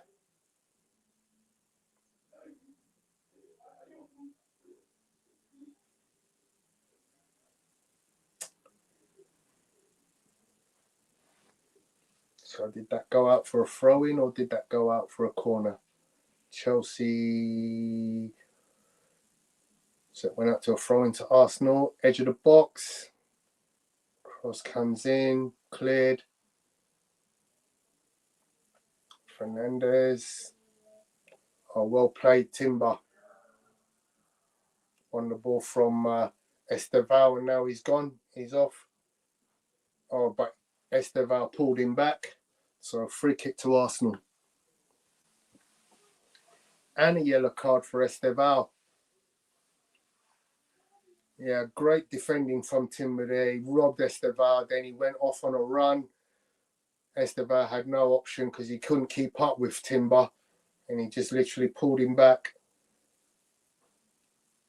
Not sure if it was a yellow card, if I'm being honest. Look, it wasn't a malicious tackle or a malicious pull, but yeah, okay. Looks like a soft yellow, but I'll take it.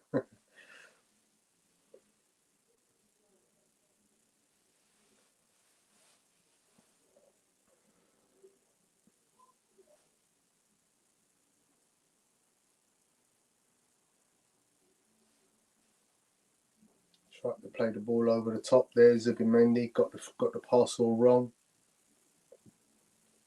Well defended by Declan Rice there against João Pedro.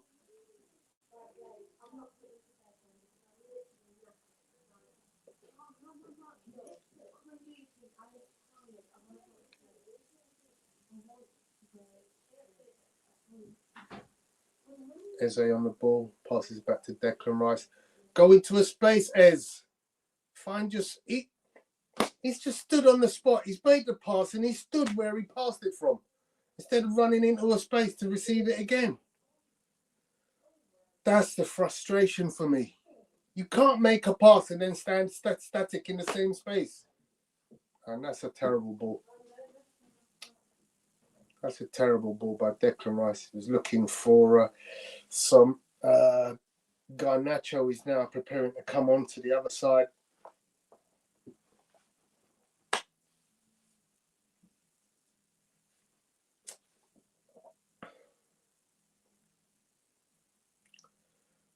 Goal kick to Chelsea, which goes long. Well controlled there by Saliba. Arsenal go long.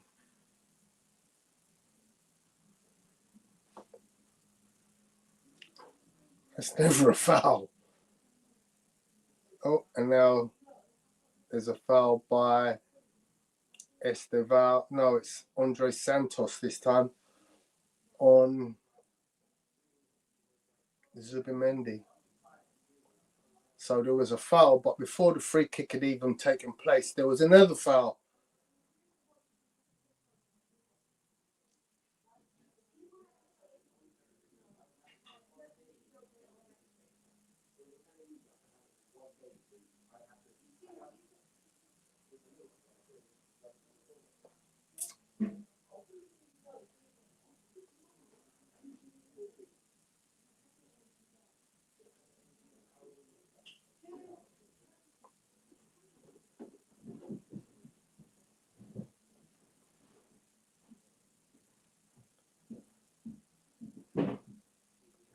Dirty foul from Andre Santos as well.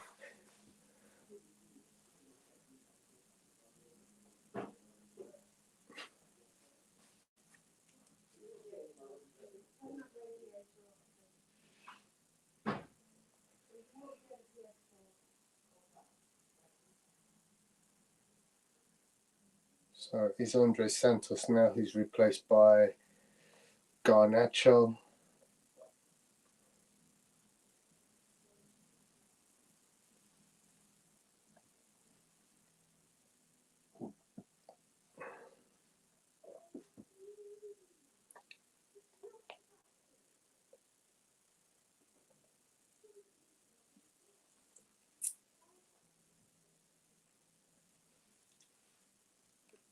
So Esteval's now come over. Oh, great tackle, Dex.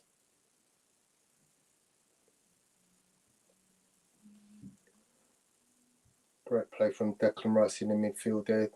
Not only tackling once, but 3 times to win the ball back. He's now limping a bit.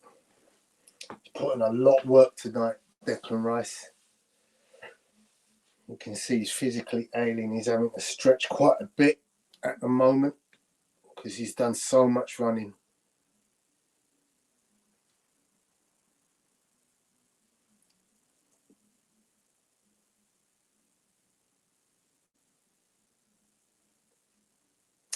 What was that? Trossard.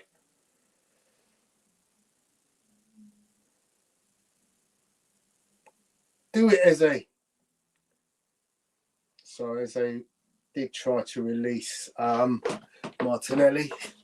Martinelli's run was blocked, but I like the idea from Eze on that occasion. Great tackle in Capier.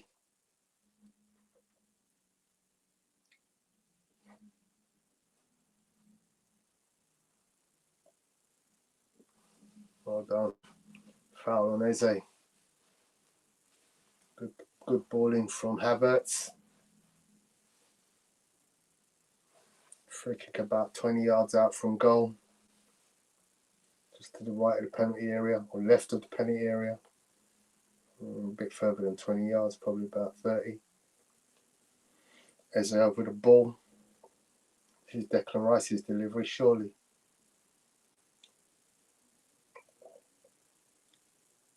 "76 minutes gone." So Declan Rice is instructing Eze. Looks like Eze's walking back to get, he's leaving it to the master.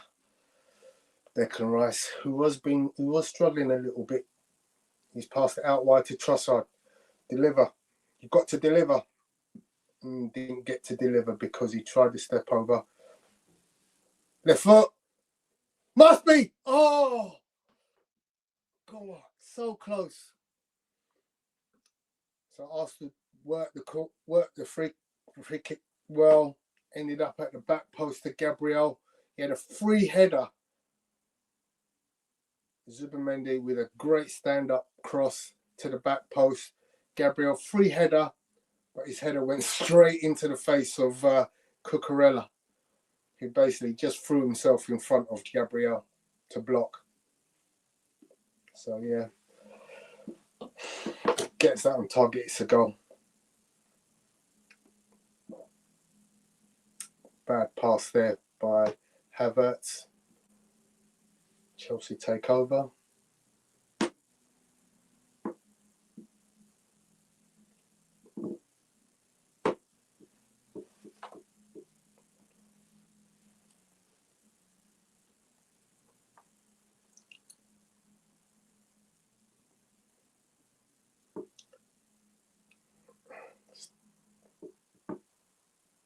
Great tackle by Nkapie, but free kick is given.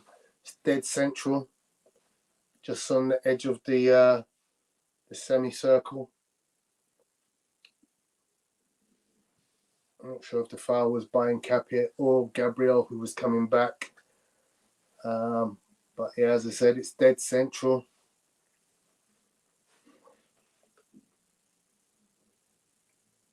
It's just going to be a test. So both Cole Palmer and Enzo are standing over this one. Both of them probably fancy it from there.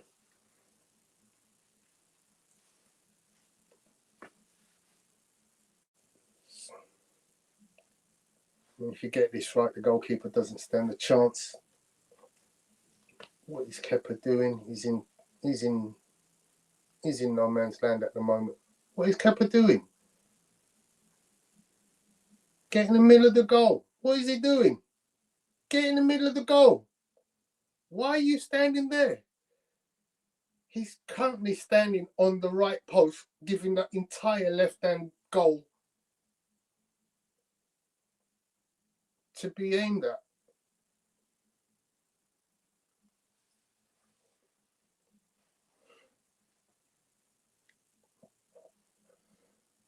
So Chelsea have two players in offside positions.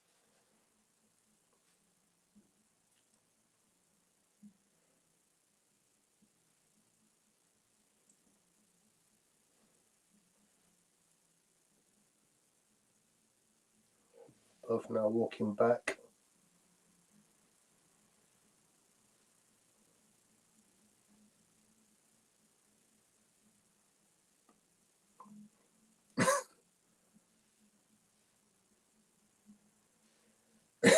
So contention over where the line is drawn. Looks like Arsenal sneaked a little foot over the line. And the wall does its job. Does its job twice. So corner to Chelsea.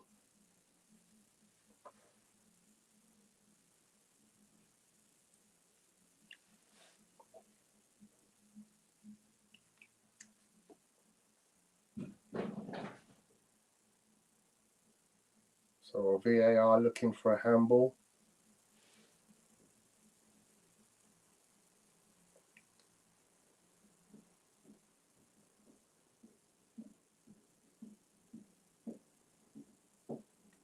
If it's hit Martinelli in the hand, he's hitting with the hand behind his back. So it's not an unusual position if you're defending. Corner to Chelsea.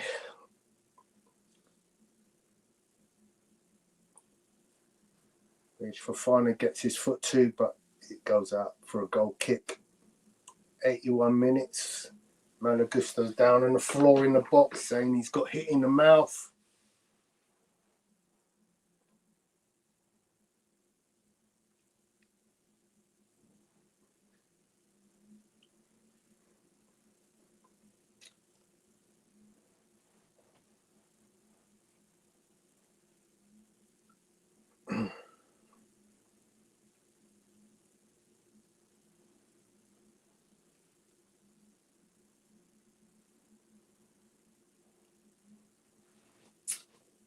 I'm surprised we haven't seen Odegaard on for Eze, because Eze to me has just waltzed this game.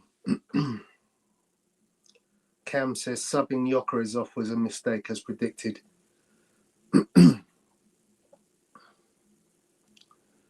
So Arsenal win the goal kick. Goal kick goes long. It's headed out by Fofana. Throw into Arsenal on the halfway line, which Nketiah will take down the left.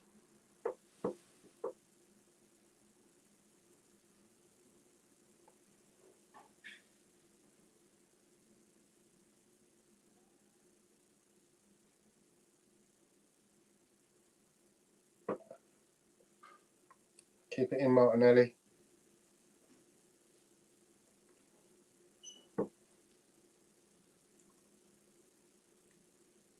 Deliver.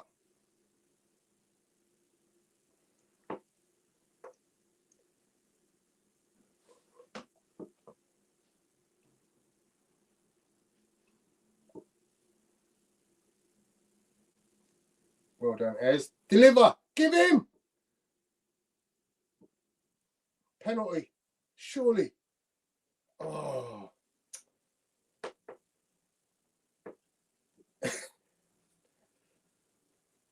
So looks like Martinelli was about to shoot and Chalobah cleaned him out. Let's have a look again at that. Okay, so he does win the ball. So he gets the player as well, but he gets the ball. He gets a touch of the ball first. So that's why it's not going to be a penalty. He does clean out Martinelli, but he wins. He gets a touch of the ball first. So that, just for that alone, it won't be a penalty.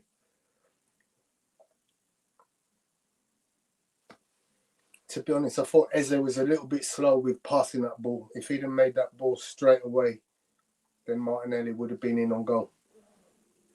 He delayed ever so slightly with the delivery. Chelsea with the ball. Stats, 11 shots by Chelsea, 4 by Arsenal. Both teams have only had one shot on target, apparently, in 90 minutes. That shows how close a game this has been. Neither keeper has had to make a save. Well, apart from in the first half.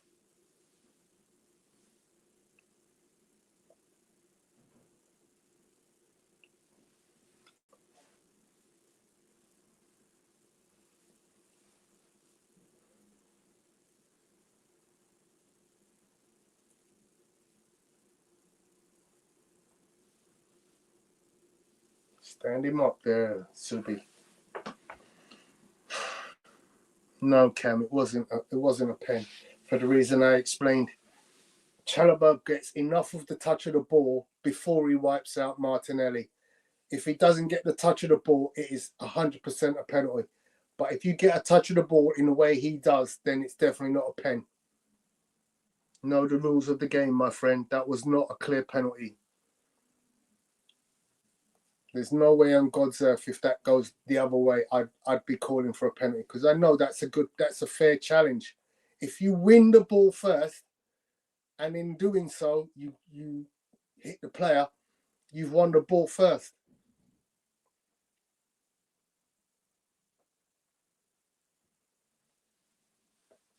Come on, Arsenal. They look a bit leg weary now. To be honest, that was Havertz who showed a little bit of leg weariness, and he's one of the players who's just come on, so he should be flying around this pitch. Chelsea in the ascendancy these last 5 minutes, obviously pushing to get that equaliser. Cucurella's gone up front by the looks of things. Cucurella, Pedro, and Gusto. Cole Palmer sitting just in the 10.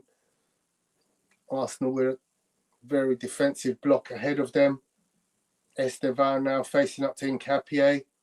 Comes inside to Fofana, is it? And Arsenal clear. Good defensive block there. Liam Rossini tried to trap the ball going out of play. Made a mess up of that. Not one of them where you see the coach roll back the ears and trap the ball beautifully. So looks like Chelsea are have made they have made a substitution. Malagusto's gone off.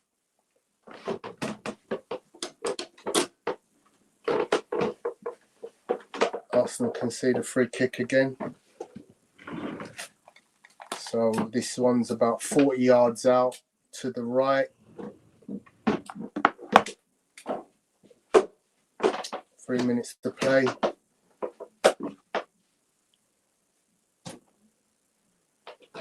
Fernandes is taking this one. So far, Arsenal done everything they needed to do. Keep Chelsea from getting an influx of shots on target. And it goes out for a goal kick off Wesley Fofana.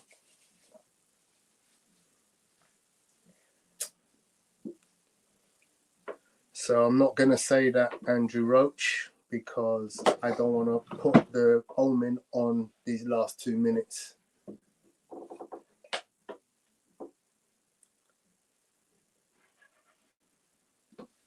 Give me 5 minutes. Literally 5 minutes.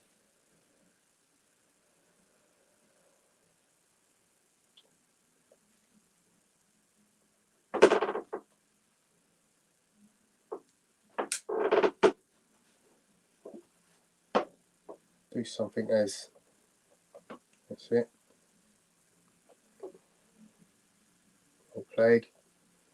And Capier. He's been really solid tonight in Capier. Don't know about anybody else, but I think he's just, without being an offensive force like Calafiori or even Miles Lewis, I think he's done really well tonight coming in and just being a solid defender. At the end of the day, that's your job. Just defend. Casado fell over. Trossard's on the ball. 1-on-1 against his defender. Keep the ball. That's it. Give. Somebody's got to be running down that right wing, surely.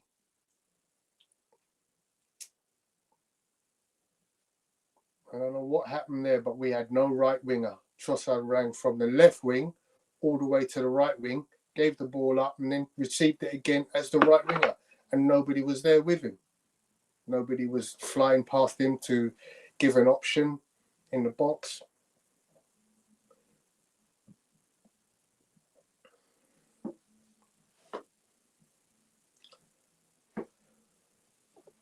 And there's a shot from Enzo Fernandez, goes about 600 feet over the bar. We're now into injury time, of which there will be 6 minutes.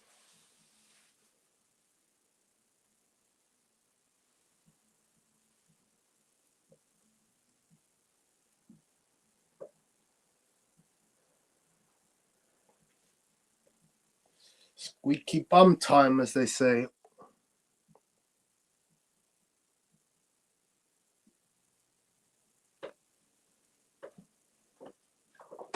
How you doing, Coach Gary, in the chat? So what's going on here? Another ball on the pitch.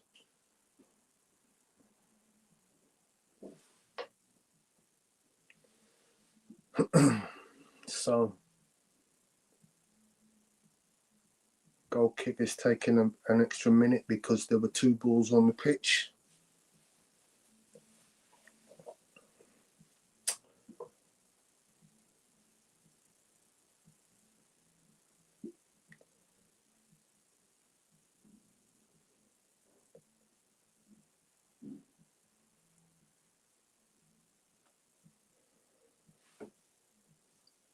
Gabriel Martinelli is absolutely flying. Great play from Martinelli to chase the keeper down, who was forced into having kicked the ball out of play straight. Throw into Arsenal in the Chelsea half.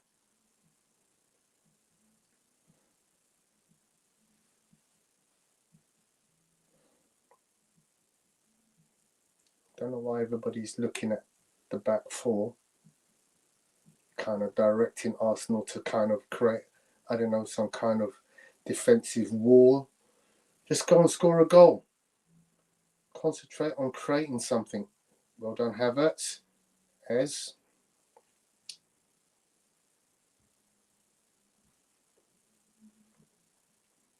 Okay, force them back. Keep them in there.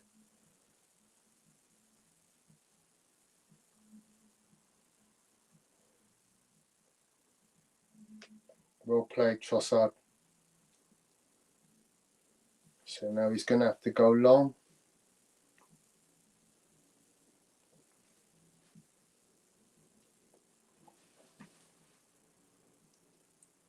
Ooh. Shoving match there between Eze and Enzo Fernandez.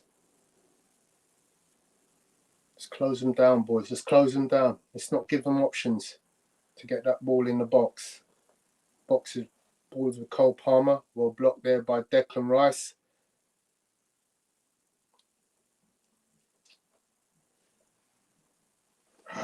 Trossard. Blind pass goes back to Caicedo. He didn't need to do that. Chelsea pushing forward, trying to find that equaliser. Arsenal look very strong in their blocks. So at this point, though, where any giveaway from Chelsea in terms of possession could lead to an Arsenal breakaway goal because they are pushing forward in numbers. Stay up top, Havertz. Stay up top. Where's Martinelli? He's too deep. Martinelli's playing right back against Garnacho. I mean, I guess that's the defensive work that you expect him to do. And he's there again to win the header in the box.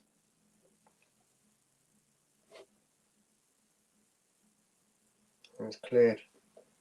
But again, there's nobody there to pick up the clearance, so we'll just come straight back. 4 minutes have been played of the extra 6. Chelsea know they have to score now. They have 2 minutes to score. Esteval against Nkapie. Can't get rid of him. Nkapie done the right thing. Forced him back.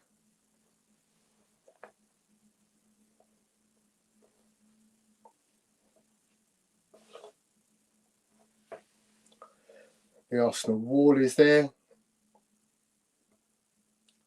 Well done, Trossard. Throw into Chelsea.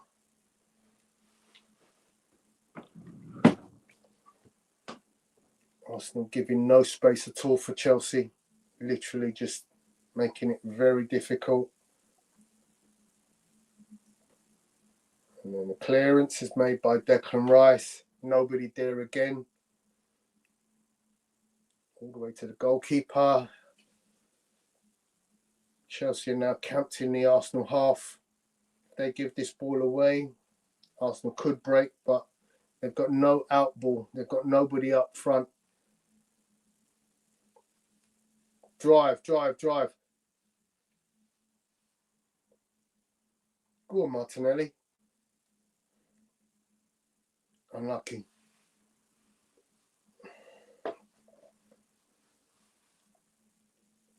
Martinelli is so obviously the player who can score a goal because he is the speedster, the outlet speed that Arsenal could utilise to try and create something. Stand him up, good. Well done, Nkapie. Well done, Trossard.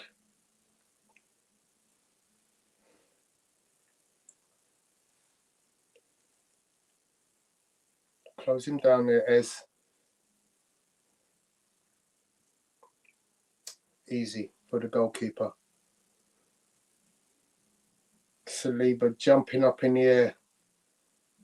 He's ecstatic with what he just did in terms of clearance. He knows it's close. So we've gone into the 96th minute. The whistle has blown. No. Chelsea's still on the attack. Where is he finding this extra time from? Well done, Nkapie. Go on, Dex. Crossfield ball. There you go. You're in. You must be. Score. Surely. Yay!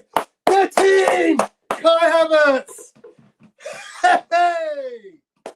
I told you the breakaway goal was coming. I knew it. Chelsea overcommitted, and I knew as soon as Arsenal get that ball possession, there's going to be a breakaway because they were committing everybody. Come on!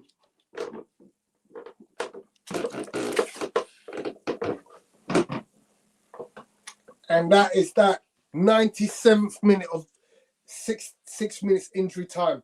And look, people will say it was ugly, but I don't give a monkey's. That's a win. We won at the Bridge. We won at the Emirates. 2 times, one after the other. Boom, boom, 6-7. Let's go. We scored the 97th minute with a 6 minutes of injury time. And the assist is by Declan Rice. It's a great ball from Declan. I love the way Kai rounded Sanchez with ease. Welcome back, Kai Havertz. So, Wembley, we're the famous Arsenal and we're going to Wembley. Wembley. And that should be it because they're going to kick off in the 99th minute of the game. So I don't see how anything other than just kick the ball and blow the whistle. Yeah, just as I said, kick the ball and blow the whistle. It's not really a masterclass, Andrew, but here we go. Yes, we'll take that. That was ugly, but I'm going to take that result every day and twice on a Sunday. We move on. One cup final is there in our grasp. 2 more hopefully to come.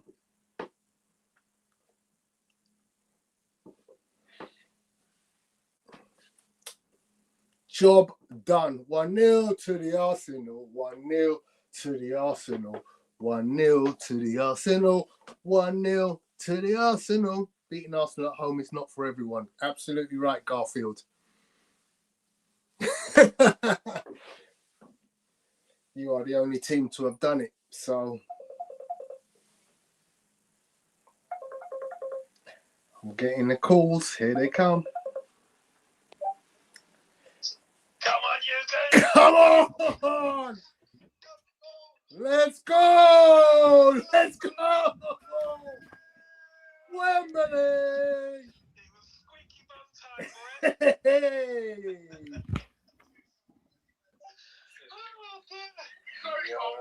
Come on!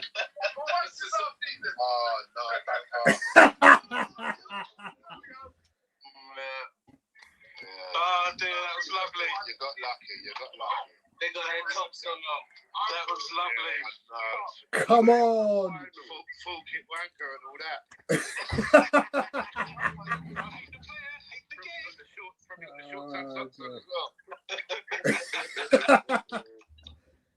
can't hear a word, sir. Well done, anyway. Well done. Thank you. So anyway, guys, I just had to take that call from the fam very quickly. I've been joined by Cranky. I can honestly say that was ugly football, Cranky, but it's not all about the prettiness sometimes. It's just about the result. Yeah, we won. We should just be happy we won. Move on. That's it. What am I going to say? Am I going to complain about winning? I can't complain about winning. Yeah. I didn't like how the game was going. I don't like to get nervous late in the game when I'm at home. If I'm on the road, that's a different story. But I'm at home, I should be comfortable. Yeah. And we don't create enough chances. That's our problem. We won the game. Defensively, we were very good. I thought Chelsea, look, I think Chelsea's strategy was right. Stay in the game until late, midway second half, and then try to score. You go out there and get beaten early, then the crowd gets into it and kills you. But his offensive players didn't do much. I thought Nkappi played well. I thought he fouled a little bit too much without needing to, but I thought they were favoring his side of the field for most of the game, and he held up. To be honest, there was at no point in time where Delap managed to get past Nkapie. So for that one, Nkapie needs to get his flowers for being solid as a rock. Yeah. He's very physical. Then they brought on, obviously, Esteval. He started left, then he came right. And that was where you thought, if they're going to do something, that's where it's going to happen. Because Esteval is silky. He's got very quick feet. Yeah. And I did think, you know what? It could be a problem, but fair play to Nkapie. He was not passed once. If he was being beaten, as we've seen likes of Lewis Skelly being beaten, that would have been a different kettle of fish. But you bring up Lewis Skelly, I'm just imagining him running backwards. Yeah, going forward. Yeah. So I've got to give my plaudits to Nkapie. I thought he was absolutely superb in that game. I thought Rice was good defensively too. I think people don't realize how much plays he broke up or create situation. He was good defensively. I mean, offensively, we are who we are. Yeah. Yeah, we are who we are. Sort that out. I mean, you know, look, I've given you my feelings on Eze. Ultimately, too passive. Just too passive. He needs to be more active in the game. And I think they left him in and he still didn't do anything. And that's why Apollo says what Apollo says, because he knows at the end of the day, Odegaard, for all the criticism he gets, he's never going to be that passive in a game. No, Odegaard can get the ball. And sometimes I ask myself, but here's the thing though. Why does he do that? Because the ball is not coming into him as the 10. So he has to come search for it. Yeah. And that's what Eze not realizing that. Eze does it sometimes, but he's not comfortable doing it. Yeah. He's not comfortable coming so deep because, you know, Eze take more risk. And when you're that deep, you make a mistake, it's curtain. So yeah. Odegaard is much more short on the ball than Eze is actually. He takes less risk. He's much more comfortable. But we won the game. We're in one final. We're trying to get to 4. Yeah, absolutely. Trying to win 4 trophies. So we're in one. Now we're going to play probably Man City. And that's going to be a tough task. It's our defense against their offense, basically. Because their defense is poor and our offense is poor. Their offense hasn't been clicking of late. So, you know, we don't know what Man City is going to turn up on the day. But let's not forget, last year, Man City lost in the final. What, to Crystal Palace, was it? Yeah. Yeah? This year, they've lost, 8 games already this season. So, I think Pep is part of their problem, who he plays. If he plays Cherki and Semenyo and Doku and Holland, he's going to create havoc. If he plays Kusanov, I'm happy all day because I don't rate him at all. Yeah. No, I would agree with that. I would agree with that. But offensively, they do have the weapons. They're just not using them the right way. Absolutely. Because Cherki, to me, is ridiculous. Yeah. And he's ridiculous. He is sport with riches in terms of forward players. But even some of them, I don't know. Sometimes I think he doesn't know when to play Foden. He didn't play him the last couple of games, right? He played him late, and you know, he rather played a little rat, Bernardo Silva. I think we have to determine. Look, when people are pushing up on us, we got to go over the top. We have to practice those plays. Get the ball over the top, just behind the defense. Let them go chase you going, because Martinelli cannot be stopped one-on-one in terms of speed. Yeah, and Martinelli is probably the fittest person in football. Honest, again, I said it again throughout the game. Gyökeres causes defenses problems. When he's on the pitch, nobody gets an easy ride. Yeah. He's going to contest every ball in the air up to the front. He's going to run into the channels for the ball. He's going to, you know, and most often when you put the ball in the right place where you give him a 50-50 against a defender to get the ball, he gets there. Yeah, but his control is not the best when he gets there, though. I heard Troy Deeney talking about it. Troy Deeney's out here was talking about. He's causing the defense's problems. No. He does make you. He moves the defense. He moves the defense. Quite often they'll end up, conceding a free kick, or even if it just bounces off him and it goes to an Arsenal's winger. I think just that in itself is what makes him unique, and that part of his game is undervalued, because to me, it's an effective way to ensure that your back four don't always have to spend 2 hours passing a ball before you launch the ball up front. Yeah, it's going to be a more difficult game, I think, with Man City, because we were able to bully their forwards because they're so small. They have touches, they're skillful, but we were very physical today. But Gabriel and Saliba were very physical with João Pedro. Yeah. And Delap shouldn't have been on the field playing wing. He's center forward, he's not a winger. It showed. Yeah, for sure. If they started Esteban, I know Esteban had a personal situation he had to go home for, but it'd be a different. I don't know if it's a different game, but at least they put more pressure on us. Yeah. If you put Palmer out there, Esteban out there, because Delap was out of his depths, and I didn't see Caicedo that much today, which is interesting. I think they just nullified each other, frankly. Right? If you just think about it, you didn't see Caicedo a ton. You didn't see you saw Fernandez more than Caicedo. Yeah, you didn't see Caicedo that much. Or maybe because we weren't playing so much deep in their era with the ball, so you don't see him as much since he played in the CDM role. But no, it's a good win. We are in the finals. I prefer to win the Premier League, frankly, of all the trophies. That's the main one. Let me ask you this question: if you had to choose out of the Premier League, Champions League, Champions League, Premier League over Champions League, Premier League. Okay, you gotta win at your home. You gotta win at your home. See, the thing is, the Champions League is the one thing that everybody who has won the Champions League can turn around and say, "Oh, but you haven't won a Champions League." I know, but 13 league titles. But here's the thing, Tony. It's a knockout competition. It is. But I believe in sustainability. I believe in sustainability. I believe in going the journey and showing that you're the best over a period of time.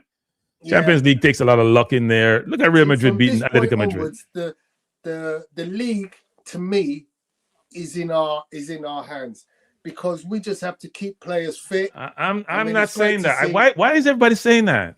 It is in our hands, because a team that we're not scoring goals. Okay, so there are 14 games to go. Yeah? Yes. We don't need 14 games to win the league. We need 12. If we win 12, but remember, draws count. You have 2 draws. 2 draws is 1 loss and 1 draw. 2 draws, 1 loss and 1 draw. That's part of the problem. We'll draw games. Let me tell you something. Manchester City are not winning 14 games in a row. I don't think they are. They got a tough time Sunday. That Manchester City team that we just saw, they got Liverpool on Sunday. They ain't winning 14 games in a row. So to me, 10 games and we're in. To me, I feel 10 out of the 14 and we've won.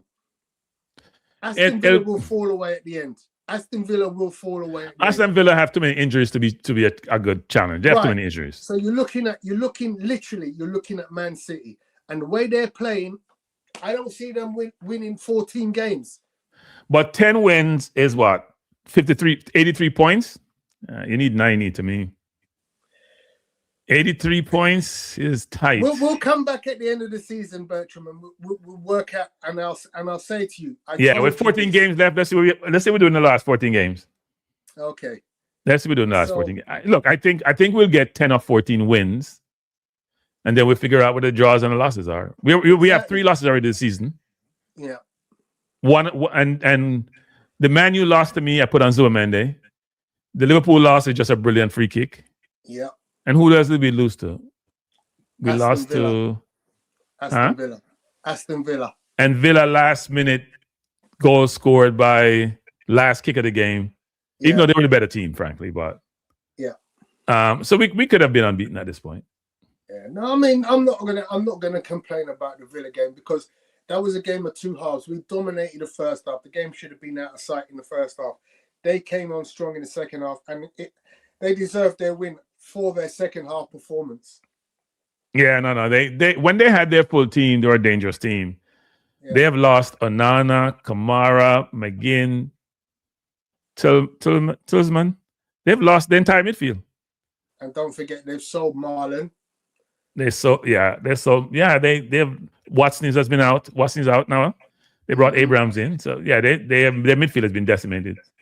So I don't see them. They can't. The journey's too long for them. Yeah, the journey's too long. We're missing who? We're missing Saka. Marina's out for the year. Yeah. But we need to be careful with Rice, actually, because today he looked a little bit later in the game, cramping up or whatever it was. Yeah, I mean, the guy does some manner of work. I mean, he puts in a shift. Look at that last goal. He's the one down the left, running on, and creates the goal for Havertz. And to be doing that in the 98th minute, I think some. Yeah, look, it's a good win. It's a good win. We're in a final. Get it over with, so we can rest up a little bit because too much football between Champions League, FA Cup, Premier League, and this competition. Is a lot of football. I mean, February, we haven't got a stacked fixture list because we don't have to play a Champions League qualifier. That's true. I think we only have three more fixtures in February because it's a short month, but we don't have that play every 3 games situation. So we play this Saturday, then we don't play till the following week Saturday. So we do get chunks of space in February. And the reason I know that is because I go away on Sunday to Thailand, and I miss one game in my 2 weeks that I'm away. I miss one game. So you take one of those British vacations when you guys go away for a month? Yes, I am. I'm taking one of those. So yeah, it's gonna be interesting. That if we could get through February and get some players, some rest in the gaps where we have got gaps, because it's going to be important that those guys are firing on all cylinders in March, April, because don't forget, we could play Man City 4 times in a row. Yeah, it's possible. Probably not probable. It's possible. It's possible. It's possible. March is going to be a difficult month. So we need to get as much, look, it's Tuesday today.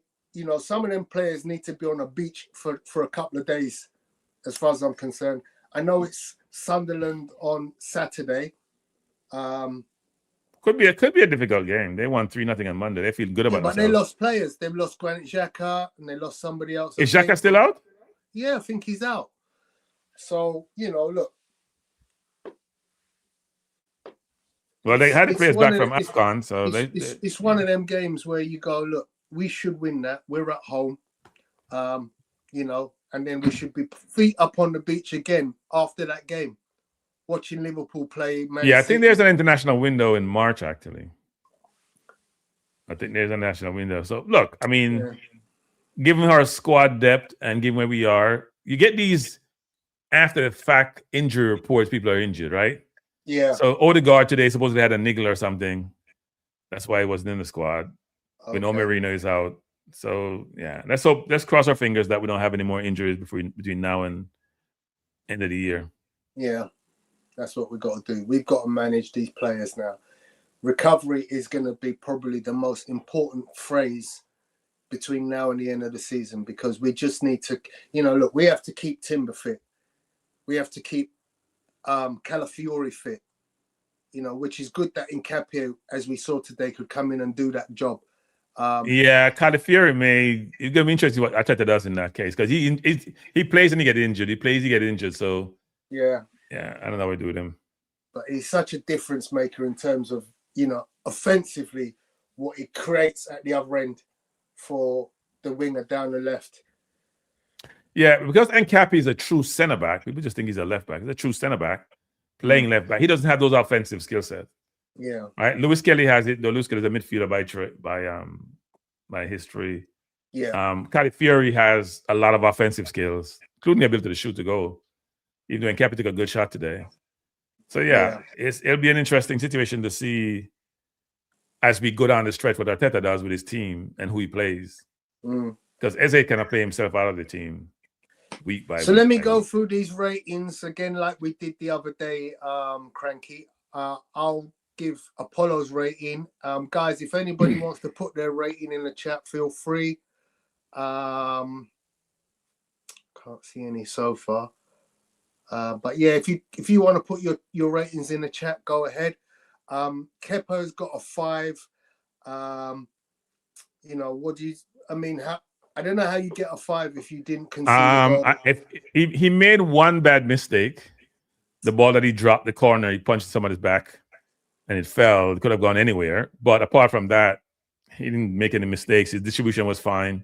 Take a little bit too many risks on me sometimes, but that's how we play. I'd say 6.5, actually. 6.5. I mean, he's not as gifted as Raya. As Raya with his feet, yeah. That's what you got to realize. And therefore, you're not going to get as good, a performance as you get with Raya. I mean, Raya keeps a clean sheet. It's an automatic 6 at the minimum. So for Kepa, I'm going to give him a 6. What do you give him? 6.5. 6.5. Made a Okay. good save on the Fernandez. Was it Fernandez or Pedro? One of those shots. And yeah. He did a good job. Yeah. Distribution was good. Yeah. Yeah. Okay. Timber has been given a 6. Clean sheet. I thought he was very good going forward. At points, specifically in the first half. Inverting quite regularly, as I kept saying. He was playing literally at the 6.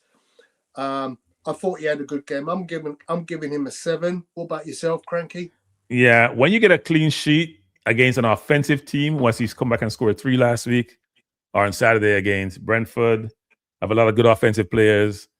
They barely threaten the goal. That's the defense in front of the goal, in front of the keeper. And that's why the keeper may get a lower score because the defense was so good. So I'm going to give Timber a 7. I thought he played well, actually. Yeah. And every time he didn't really get threatened because he stamped out the threat because he was very aggressive defensively. Yeah, absolutely. There was a point where I can't remember who was running at. It might have been late in the game with Estevao, where he dispossessed him and he run and then he was off, and Estevao had to foul him. Yeah. Yes. He got a yellow card for that too. Yeah. Yeah. Saliba's been given a 6. Again, no threat down the middle. Absolutely zero threat down the middle. I do think Saliba sometimes struggles with distribution. I sometimes feel like he holds the ball and doesn't quite know when he needs to pass or when he needs to run. But the one thing I can't fault him on is his defending. All right. Kept a clean sheet. 7 for me. What about for you, Cranky? Yeah, I'm struggling with Saliba. He made about 4 mistakes today. I was charging him after the second one. That could cause problem. Didn't cause any problem until we stuffed them out. I'm gonna give him a 6. I'm gonna give him a 6 also. Okay. I mean, you know what? I'm gonna give him a 7 because it's a clean sheet, and they didn't threaten. He made his mistakes were on the offensive end, not the defensive end. Okay. It's playing out. It wasn't him making defensive mistakes. So yeah, I'm gonna give him a 7. Okay. So Apollo has given Gabriel a 7.5. I mean, I've got to go with what I gave Saliba because I don't think Gabriel was that much different in terms of defensive work. He was just as effective as Saliba. He could have scored a goal. Obviously, Cucurella just jumped in front of him to stop that header going into the goal. So I'm going to give Gabriel a 7. What about yourself, Cranky? I'm gonna give him the same score. Paulo gave him. I think it was a little bit better than Saliba. Okay. His distribution was better. He was very physical. He had more challenge from that side of the field. Saliba had less challenge on the left than we had on the right, on our right. It was more difficult over there trying to help Nkapia out. So I'm gonna give him a 7.5. Okay. So Apollo's given Nkapia 8. I'm gonna match that. I think he deserved an 8. I thought he was absolutely a rock down that right hand side. He pocketed Dilap in that first half. And then when I did think he might have a little bit of trouble with Estevao, again, he gave him nothing. So, yeah, I'm giving Nkapia an 8. What about yourself, Cranky? I'm going to give him an 8.5. He was the only offensive threat because he took a shot to keep the save. Offensively. And it was a difficult day because all the balls were flowing through his side of the field with either physical or later on more skillful wingers. And people don't really handle Estevao. Estevao beat you on the outside a lot of times or come inside. He didn't beat him one time. Right? He played him real physical. I gave him an 8.5. He played really, really well. Probably the man of the match, actually. Cool. I'm not going to say that would be a bad decision. I particularly thought Nkapia had a very good game. Zubimendi, Apollo was giving him a 5. I think I'm going to give him a 6 because I think as part of that defensive wall, he's in there and he's just doing the easy work, I guess, the ticking over work of just being amongst his back four, being a man available to just keep the ball ticking over, which is what he does. In the olden days, he'd be like Makelele. Deschamps, to just be a water carrier. He's just there, move the water, keep the water moving. So I'm going to give him a 6. Just does what he needed to do. I thought he was good defensively today, actually. I thought he was and had the Man City lost dark hearts, which is if you get by me, I just foul you nicely. I don't get a yellow card for the foul. I foul you and let the play keeps running. And the ref will blow it, but we keep playing. Or I stand over the ball, the free kick doesn't get kicked. We slow the game down. So I thought we did a good job today in how we managed the game. So I give him a Okay. 6. I give him a 6. Cool. Declan Rice, Apollo. I'm not sure what. I think that's a mistype. I think that's a mistype. That's must be a mistype. Apollo, tell us you mistyped that because I can't believe you get Declan Rice a 4. Never in a month of Sundays Declan Rice ever had a 4 performance in his life. So yeah, that's easily a 7 for me. He's got an assist for the goal. So what about you, Cranky? I think people missed the defensive game he played today. He's all over the pitch. He has legs. I mean, offensively, I think his offensive game needs to improve, but it's too late now. He's 27. But no, defensively, he was very, very good. Very, very good. Covering our space. I don't think people realize sometimes, like in the box, stepping out at the right time to block the shot. Yeah. When, it's a 7. It's a 7. Cool. Eze. Wow. Wow. So Apollo is giving Eze a 3. I'll be honest with you. I can't improve on that score. I cannot improve on a 3. I thought he was just way too passive. Gave nothing offensively, gave nothing defensively. And as I said, there was a point in the game where I saw him give what should have been a 1-2. But he gave the pass and then stood where he was from where he passed the ball. I'm like, what the hell? You can't pass the ball and stand where you're at. You run into a new space and you create an opportunity. So for that and that alone, that's a 3 for me. What about yourself? I'm very generous today because we won. They didn't score.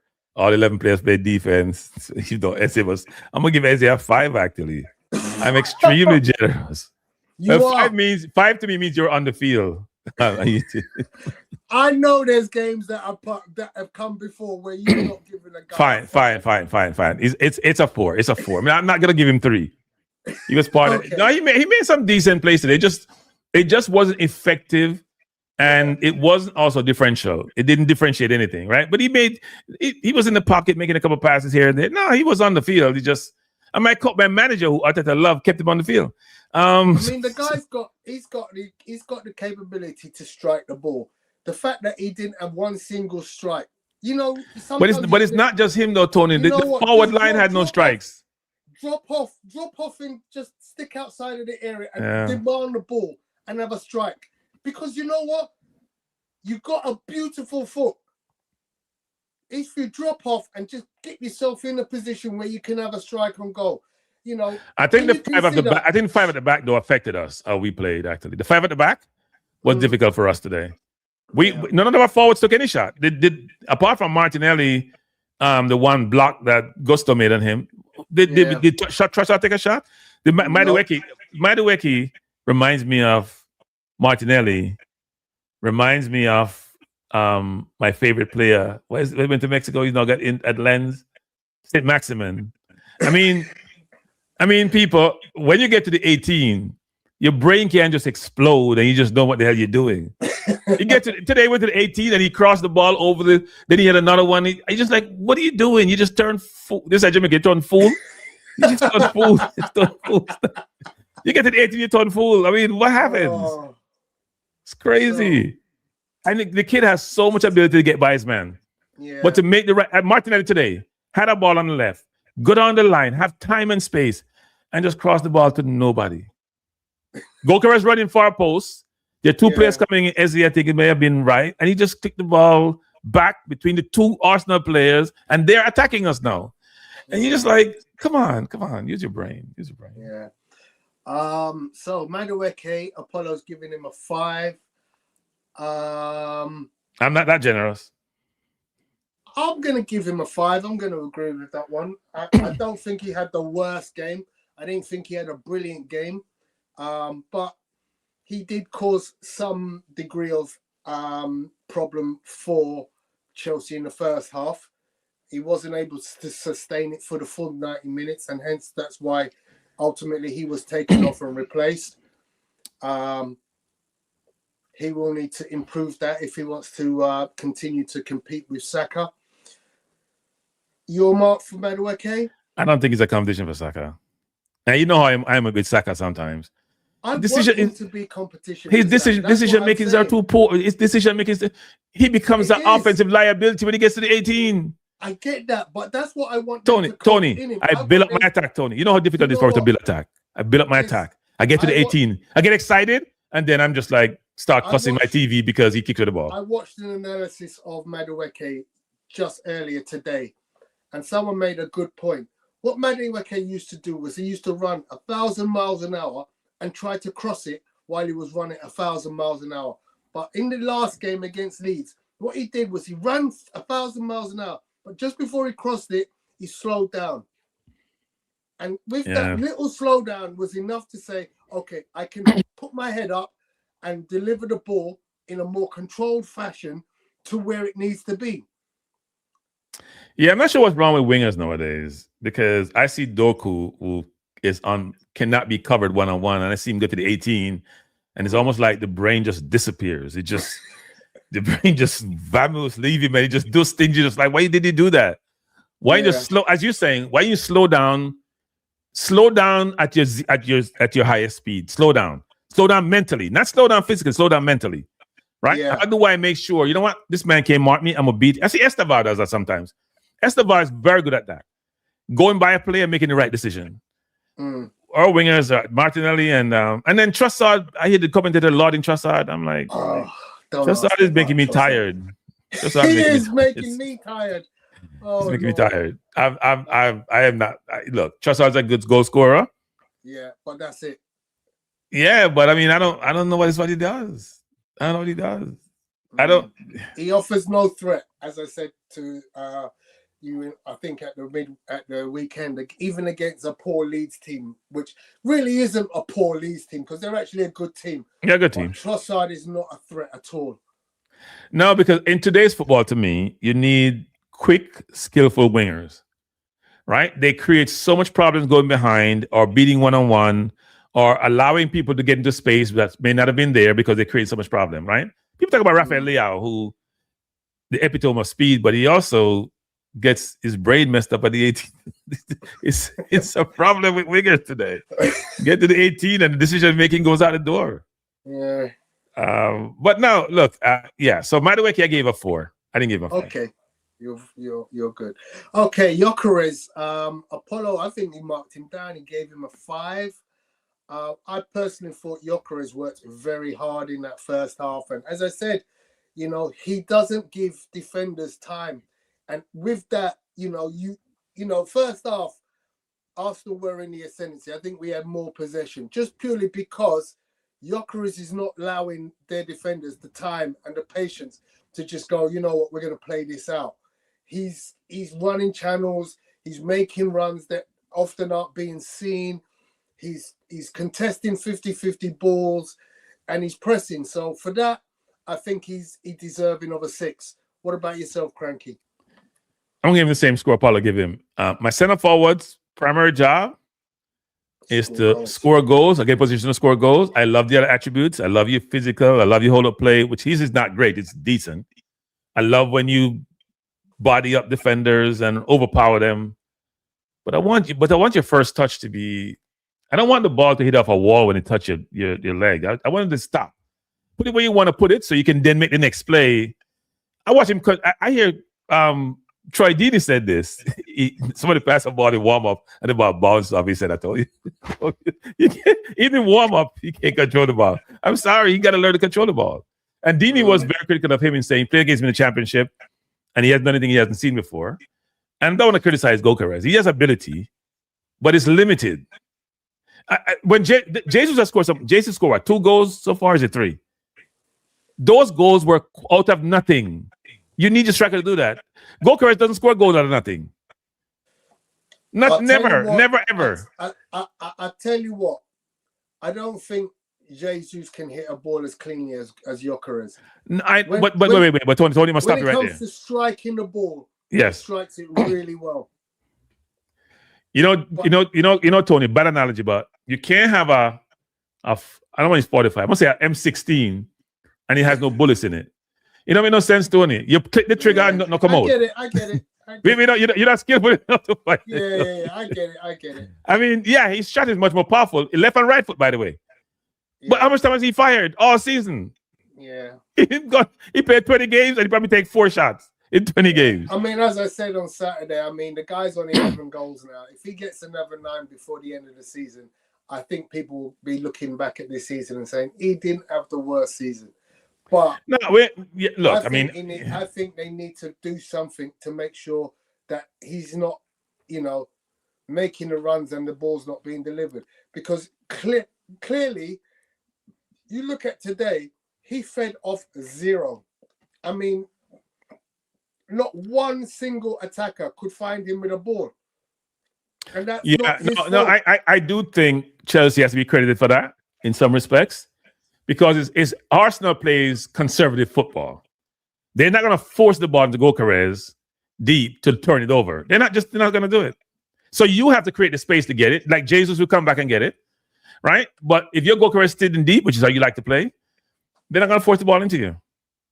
Yeah. They're not going to force it into you. I think there needs to be some change in the way they play so that there is more opportunity given to give him an opportunity to run, one-on-one against a player in the back. I've seen him make those runs. That's the thing. I see runs. I'm looking at the game from the higher up angle, and I'm seeing him make the run and going, you missed the opportunity. Slip it down the side. It's not him alone, Tony. Martinelli was making the run, so the ball wasn't coming. The ball wasn't coming today. So, the ball wasn't coming. If you can't deliver, you can't blame him if he isn't given the opportunities. But I think Rice, I'm going to blame Rice for a lot of that, because the ball is not on the left side with the 8 is in a position to make that pass over the top. Zubameni can make them too, actually. He's in a position to do so. Eze is in no man's land in a sense where he's positioned himself, so he won't get the chance. And he can make those passes too. He has the ability to make those passes over the top, and it's not happening. Yeah. And you know what? It pains me to say this, but I watched Man United at the weekend. Bruno his first thought is just get the ball forward. into that space. Go forward. It literally is. Yes. I'm just going to put it there. Yes. If you win it, you win it. If you don't, it's on you. But here's another thing too. The players know it's coming, so they're going to make an effort to get it. Yeah. Yeah. Players know it's coming. So that's true. You know what? Somebody at Arsenal has got to go. Look, just keep putting it there. It's the manager. I'm telling you, it's the manager. Recycle it. It's Pep style. Recycle. How much ball is he play over the top? Apart from Haaland, sometimes they don't really play ball over the top as much. You don't see Doku running behind people. He runs at them. He's not running behind them. So, because when you do that, the percentage is less about you getting the ball, right? You're taking a risk, and he may turn it over. They don't want to do that. So, yeah. Martinelli. So, Martinelli, Apollo was giving him a 7. I thought he was not bad, but I'm just confused at him getting a 7. But he had a chance. Only getting a 5. He had a real good chance. He had the real good. I mean, he ran behind well today. He ran behind well. Yeah. The ball wasn't coming. I say with the Gyökeres, same thing. The ball wasn't coming. Yeah. I give Martin. Wait, give him a 6. Yeah. I give him a 6 too. I give him a 6 also. Okay. Yeah. Cool. Well, Tony, here's what's funny. Go at Arteta. We can talk about it afterwards. Okay. So Arteta. I didn't think he set up well. I mean, tactically, what was your intention? Was it just to see this out 0-0, or did you win to go and score a goal? Because if you're saying my tactics was to go and score a goal, well, you didn't do enough and you didn't set up well enough. You didn't make the changes to get the goal, but it came as a result of persistence and outlasting the team. Because I knew from about 85 they're going to come at us with everything. If you get the ball anywhere, there's going to be an out, because to me, Martinelli or any player with legs is going to outrun their defense, and you're going to end up with a breakaway goal. So I kind of felt that was going to happen at about 85, because Chelsea at that stage were committing everyone. Kukurea was playing up front, and that left the gap at the back. So, look, I think I give him a 7 also. I mean, I wouldn't have picked a different team. I probably pick the same team, to be honest. So if I'm going to pick the same team, then I can't be a hypocrite and says, he shouldn't get a decent score. And Frank, we're in the final. We're in the final, right? We're in the final. The objective was not to lose today. Yeah. That's the objective, not to lose the game. So don't take unnecessary risk and lose the game, right? And we didn't lose the game. Yeah. We won the game, but I don't call it a win because Chelsea was rushed. We drew the game I'm today. giving Arteta a 6. If just getting a 0-0 was a 6 for most other players, then for me that was a 6 because that was a 0-0 game with a bonus goal at the end. No, it's 0-0. It's 0-0. Yeah. It's 0-0. Yeah. So that, ladies and gentlemen, is the breakdown of the game by myself and Cranky. Just have a look and see what last minute comments there are. D-Dub says Bruno Fernandes is much better than Odegaard. I said this years ago. Even KDB said it. As far as tactics and game plan, this is from 18. Arteta got it spot on. It wasn't pretty, but it was effective. I mean, I wouldn't say it was effective. I would say it was average football, if I'm being honest. And he has to get out of that mud of not being an offensive, threatening team. You know, people are giving Arsenal labels, and I think they're fairly unjust. You know, when people say, you know, like Paul Scholes is saying, "Oh, this is the worst team." Well, hang on a second. This is the team that scored the highest number of goals in the Premier League 2 seasons ago. This team has been knocking on the door 2 seasons on the trot. We've been outdone by a team built up to win this multiple times through billions of pounds spent on it. And now we have a squad. We're delivering. We're there through merit. If we're a strong defensive team and we can score goals from set pieces, that doesn't make us boring. Because guess what? We scored 3 against Bayern Munich. We scored 4 against Inter Milan. We scored 4 all over the place. You know, look, this is not a boring team, but there are points where we play passive football. Well, look, we have the second most goals in the Premier League, right? Which is interesting. Right. Half of those are probably from set pieces. Best defense. If you take out the half, then you probably still have a decent amount of goals, probably 20-something. The problem that we're running into is that we've sort of become more conservative because being expansive didn't help because we didn't win the league, even though we came second 3 years. So I do think Arteta probably has learned. He'd probably say he has learned from history and want to make sure that don't concede, even though we've conceded 11 goals in January compared to the other months. I think we had like 3 goals in the first 3 months, and then we conceded a bunch of goals, which is attributed to injury and a bunch of other things. Exactly. Better teams. Yeah, but the objective is to win trophies. And this year we're gonna suck. They're gonna be like how Spurs was under Postecoglou. We're gonna sacrifice this year for trophies, and then next year we can think about how we want to play. Yeah. If it's working and it's not broken, don't fix it. Yeah, I mean, ultimately next year, the summer, you know, look, Arsenal will have a healthy bank balance in the summer because, you know, look, we're going to get a load of money through new deals because I think that Deal, the company that is going to be the kit sponsor, Deal, DEEL, that comes into play. And then obviously, you know, the fact that we're going as far as we are in all these competitions means that our revenue's going through the roof. You know, well, next year, our revenues should top Spurs next year.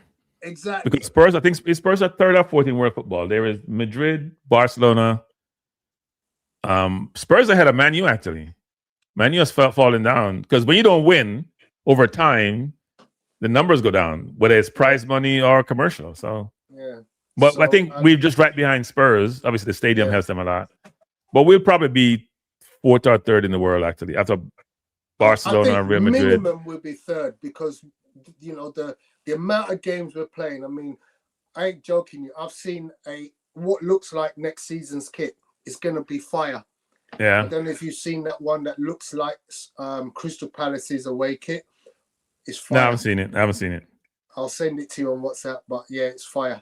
No, the crank is they're making money. Or the team they're not making money. The club is appreciating, but the club is making money. Yeah. Because the money's not going in their pocket. So I expect a bit of activity in the summer.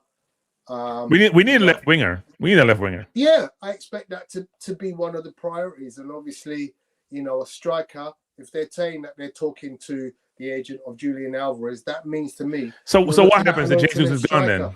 Jesus is gone then? I think so. Yeah. I think so. You know, look, he's a very good player, but let's be honest, I don't think he works for Arteta in exactly the way he wanted him, or he wants for his striker to work overall. I like Jesus, actually. I like Jesus. I like him, but like ultimately he's not a 20-goal a season striker. And no, he's not. But I like players with differentiating qualities. And yeah, if you want to be up there, you're going to need to improve there. You're going to need to improve. But here's the problem, Tony. Here's the problem. You go get Alvarez. He's a starter. Is Gyökeres an impact sub? Gyökeres wears down your defense to allow the impact sub to come in, not the other way around. Yeah, I agree. That'd be an interesting one, actually, in terms of what Arteta does.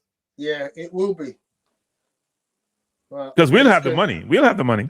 We will do. Yeah, we'll have the money. We're going to have a proper, treasure trove this summer, I think, to go out and spend. It wouldn't surprise me if 3 or 4 players walk out the door and we make a bit of money as well, if I'm being honest. Because yeah, I think Saliba hints he may leave, actually. I think that's why they're trying to get centre backs like Guehi to cover, because Real Madrid is there. He wants to win trophy with Arsenal first, obviously. Yeah. But I do sense that he may want another challenge. Yeah, and if he wins that Premier League, I think, Real Madrid could be knocking on the door. And that would bring 100 million straight away. Yep. So yeah, it's going to be an interesting summer. Guys, thank you very much for keeping with us. We appreciate you. Hope you enjoy the rest of your week, and we'll see you on Saturday for Sunderland. I won't be here because I'm actually at the game. Apollo's not well enough to attend, so I've taken his seat. But Apollo will probably stream, and Gary will probably be in the hot seat to commentate. Enjoy your week, and we'll see you soon. Thank you. Thanks, Frankie. Tony. Enjoy. Care. Bye for now.